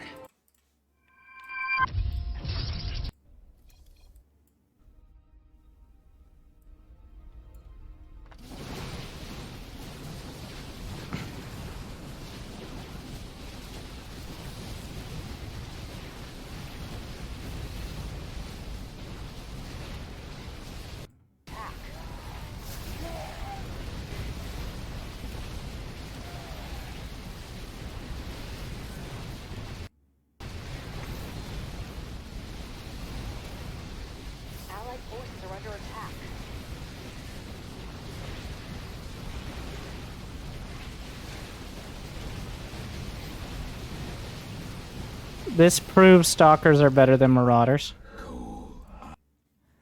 So that's what a modern game looks like, but instead we have... This is why I have several suggestions for Chinese. That I think all would be great, because all my suggestions are amazing all the time and perfect. No. But, that I think would be good from multiple perspectives. Let's bring it up. Where is it? Oh, yeah. One would be design. This is how you would optimize your build. Is the tax official now only collects taxes. It will not collect less than 20 automatically, but could still be done manually. Unit production generates 4 per supply, as opposed to 4 for a bombard. I think they did change it to do that. I'm not 100%. You can now train Imperial officials at the Imperial Academy, giving it something of a purpose. They no longer show as an idle worker, which is a bug. And they can be based out of a town center, and you can, like, tie them like a market or a trader, so that way they don't walk too far into fucking longbows. So all they do is taxes. Supervise is now a button on the landmark. And, like Chrono Boost, you get 1 charge per age. You can supervise 1 building in the Dark Age, 2 in the Feudal, etc., etc. It increases dropped-off resources and research speed like it does now. And then the charges refresh every 30 seconds. So not only, 1, does that not break anything, because who knows what happens if you don't put a cooldown on it, but 2, you can at least get an idea of what the player is committing to by scouting them actively, as opposed to some dude who walks around switching what he's staring at every few seconds. So the idea is you could eventually change to being full production if you build up enough charges. And you wouldn't have a dude who can get shot in the face by longbows if he happens to be in the wrong spot, who is 1/4 of all of your economic benefit. There's also that. Like, that's the key one. So I wrote these before the winter update, as you might notice on the next one. The second landmark each age costs 50% resources. An alternative to that would be it costs like wood instead of food or something. Or maybe has an option, so that way you're not tied into building double landmarks just to get benefits. Building and unit unlocks are now permanent. The aura and effect, like villager production or movement speed, is dependent on dynasty. And building a wonder gets rid of the fucking dynasty button. That was before they moved it to the corner. Great job on that. Good thing it only took 2 months. So, and then the Song Dynasty unlocks Fire Archers, which will replace Juganus, which would have a damage over time effect, but very small damage on their own. So they would be more expensive than regular archers, but they would be more effective against siege and things like knights and men-at-arms, but would be countered themselves by archers and range. So it would be good against all-ins, but not so great in a massive battle, but possibly good for raiding parties and stuff like that. And there is historical precedent for this, by the way, in case we're pretending that matters. I even have a fucking Wikipedia link, which leads you to gunpowder weapons in the Song Dynasty included fire arrows. Historically, first fire arrows, 2 Song generals invented a fire arrow which utilized gunpowder tubes. So I'm not saying they should get hand cannons, but I'm saying it wouldn't be out of the question. So they defended a siege with fucking fire arrows. That is what, when you look up the Song Dynasty, that is what comes up. You know what the Juganu is? The Juganu is when they gave villagers like a shitty bow that they could use because they didn't have any training. Which I guess makes more sense, but strategically is not very helpful. Give me fire arrows. If your villagers could go into the archery range and come out as Juganus, like a Flemish Revolution sort of thing, okay, but not as a replacement for a decent archer. You see, I'm coming up with way too much shit. Let's get back to the coaching. Wait, no, we're out of coaching. That's everyone. Okay, well, thus concludes... Okay, more changes that okay, alright. The end of this will just be me making the game better. I think these are good changes. I don't think all of the suggestions I have for many different things should be necessarily implemented or copy-pasted, but some examples of making the game better as a competitive RTS without sacrificing the uniqueness of the civilizations would be in this feudal landmarks, balanced discussion, and proposals, which nobody gives a shit about because it wasn't a clickbait forum title. But if you significantly altered production landmarks to provide scaling benefits and other benefits, especially the Council Hall or School of Cavalry, I'd also include the Uvu, but this is just looking at these as an example. It would change, and changing other landmarks to have scoutable choices. The proposal looks at English and French in a vacuum, but ideally would be combined with other similar changes based around smoothing power spikes, but maintaining civilization's unique strengths. The key is not to nerf these landmarks necessarily, but instead make them real choices that add more diversity to the game and reduce the ability to outright smother other civilizations with early units. For an example, English versus Delhi or Mongols versus everyone. The underlying issue is that landmarks that serve as production facilities cut out a significant wood cost, making it hard for other civilizations to equal their production without playing very defensive or cutting economic corners. Since these landmarks are usually default choices, it removes a significant amount of early decision-making and scouting/counterplay. This ends up making the early game somewhat one-dimensional for these civilizations, to use some terminology, and their opponents. The summary is that no wood cost with boosted production and stronger feudal units means a lack of economic cost benefit for other landmarks. For example, with the French. The current landmarks, the Chamber of Commerce, the other one, acts as a market. Traders return 30% more resources. The School of Cavalry acts as a stable, and stables produce 20% faster. My proposals, which ideally would be implemented in the style of both at the same time, along with other landmarks for other civs, is economic redistribution via the Chamber of Commerce. It would still act as a market, and traders would return more resources. They would lose their default bonus as a civilization for production speed, which is 10, 15, 20, 20% right now, through the ages. The Chamber of Commerce itself would decrease villager and trader production time, starting in feudal by 10%, then 20, then 30. It can and also could research textiles independently of the town center, or potentially provide it automatically, which is 100 gold otherwise would be invested.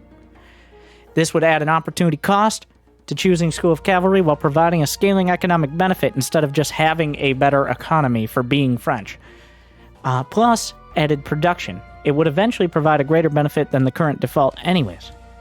The second one is School of Cavalry production. The French would lose access to early royal knights in feudal by default, but could still be accessed in castle. They would still have their fancy-ass helmet thing, royal knights. The School of Cavalry, though, would unlock early royal knights. It would no longer act as a stable, but it could research stable upgrades, like veteran horsemen, chivalry, etc. And it would decrease stable build time by 10% per age, which would end in a quicker build time in the Imperial Age. This means there's a clear benefit to scouting which landmark the French are going for. Currently, you already know. They're still able to put out a significant feudal pressure, but would sacrifice some economic benefit for stronger units. That is an example of what I would propose in order to make landmarks a real choice, make scouting valuable, while also not being an outright nerf. It is definitely a nerf if you were to take both these for French, because it would remove built-in benefits and make them not pay off until later in the game at the very least. But at least it would be a choice then. And then for the English, the Abbey of Kings is the other one. Heals units while out of combat. The Council Hall is a double archery range for longbows. These proposals, I think, are less necessary to be combined, but they would result in a significant shift in how feudal plays out and is scouted. Important to note is the English also have access to men-at-arms, so it's not like longbows are their only good unit in feudal. And I'm not proposing removing longbows in feudal, to be clear. But the Council Hall would no longer provide longbows. It would provide upgrades and access to upgrades. The archery ranges built within a Council Hall district would produce longbows faster, so this would scale very quickly as you go into the faster ages. One, the more archery ranges, the more longbows, and two, over the ages it would get faster and faster, because longbows drop off like all archers as you get later into the game, so no reason not to be able to produce them very fast. Or maybe it reduces the cost of the longbows or archery ranges themselves. It would reduce the rabbit level production of the longest range early game units while providing a scaling benefit into Imperial.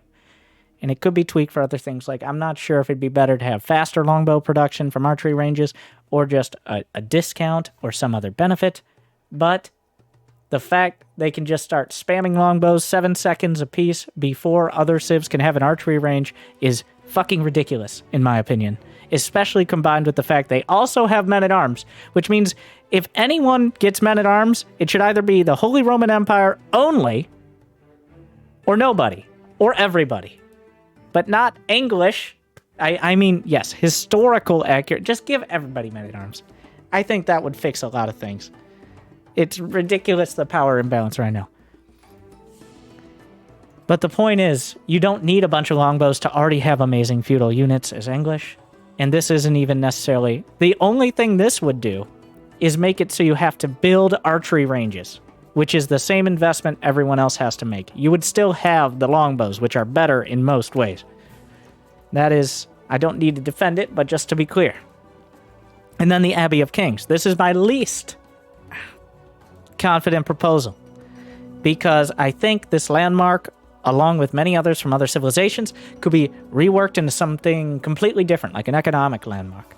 But if I was to stick with the theme of the current landmark, the Abbey of Kings no longer heals units in a radius. It would heal units within the network of castles when they're out of combat. Not fighting for, 5 seconds? 10 seconds? Ability called King's Grace or some stupid shit like that. It would heal +1 per 1.5 seconds each age while out of combat, so scaling benefit, as units' health go up as well. It would not stack with Campfire, and villagers, for reference, have 50 or 75 HP, men-at-arms have 120 HP in the Feudal Age. In Feudal, it would take 75 seconds to heal a villager, it would take 3 minutes for a man-at-arms. So this would give the English the ability to survive sustained harass and extended defensive combat, but does run the risk of being used offensively instead of defensively. Would be sacrificing accelerated longbow production, but support a more diverse army, aka anything not archery range related.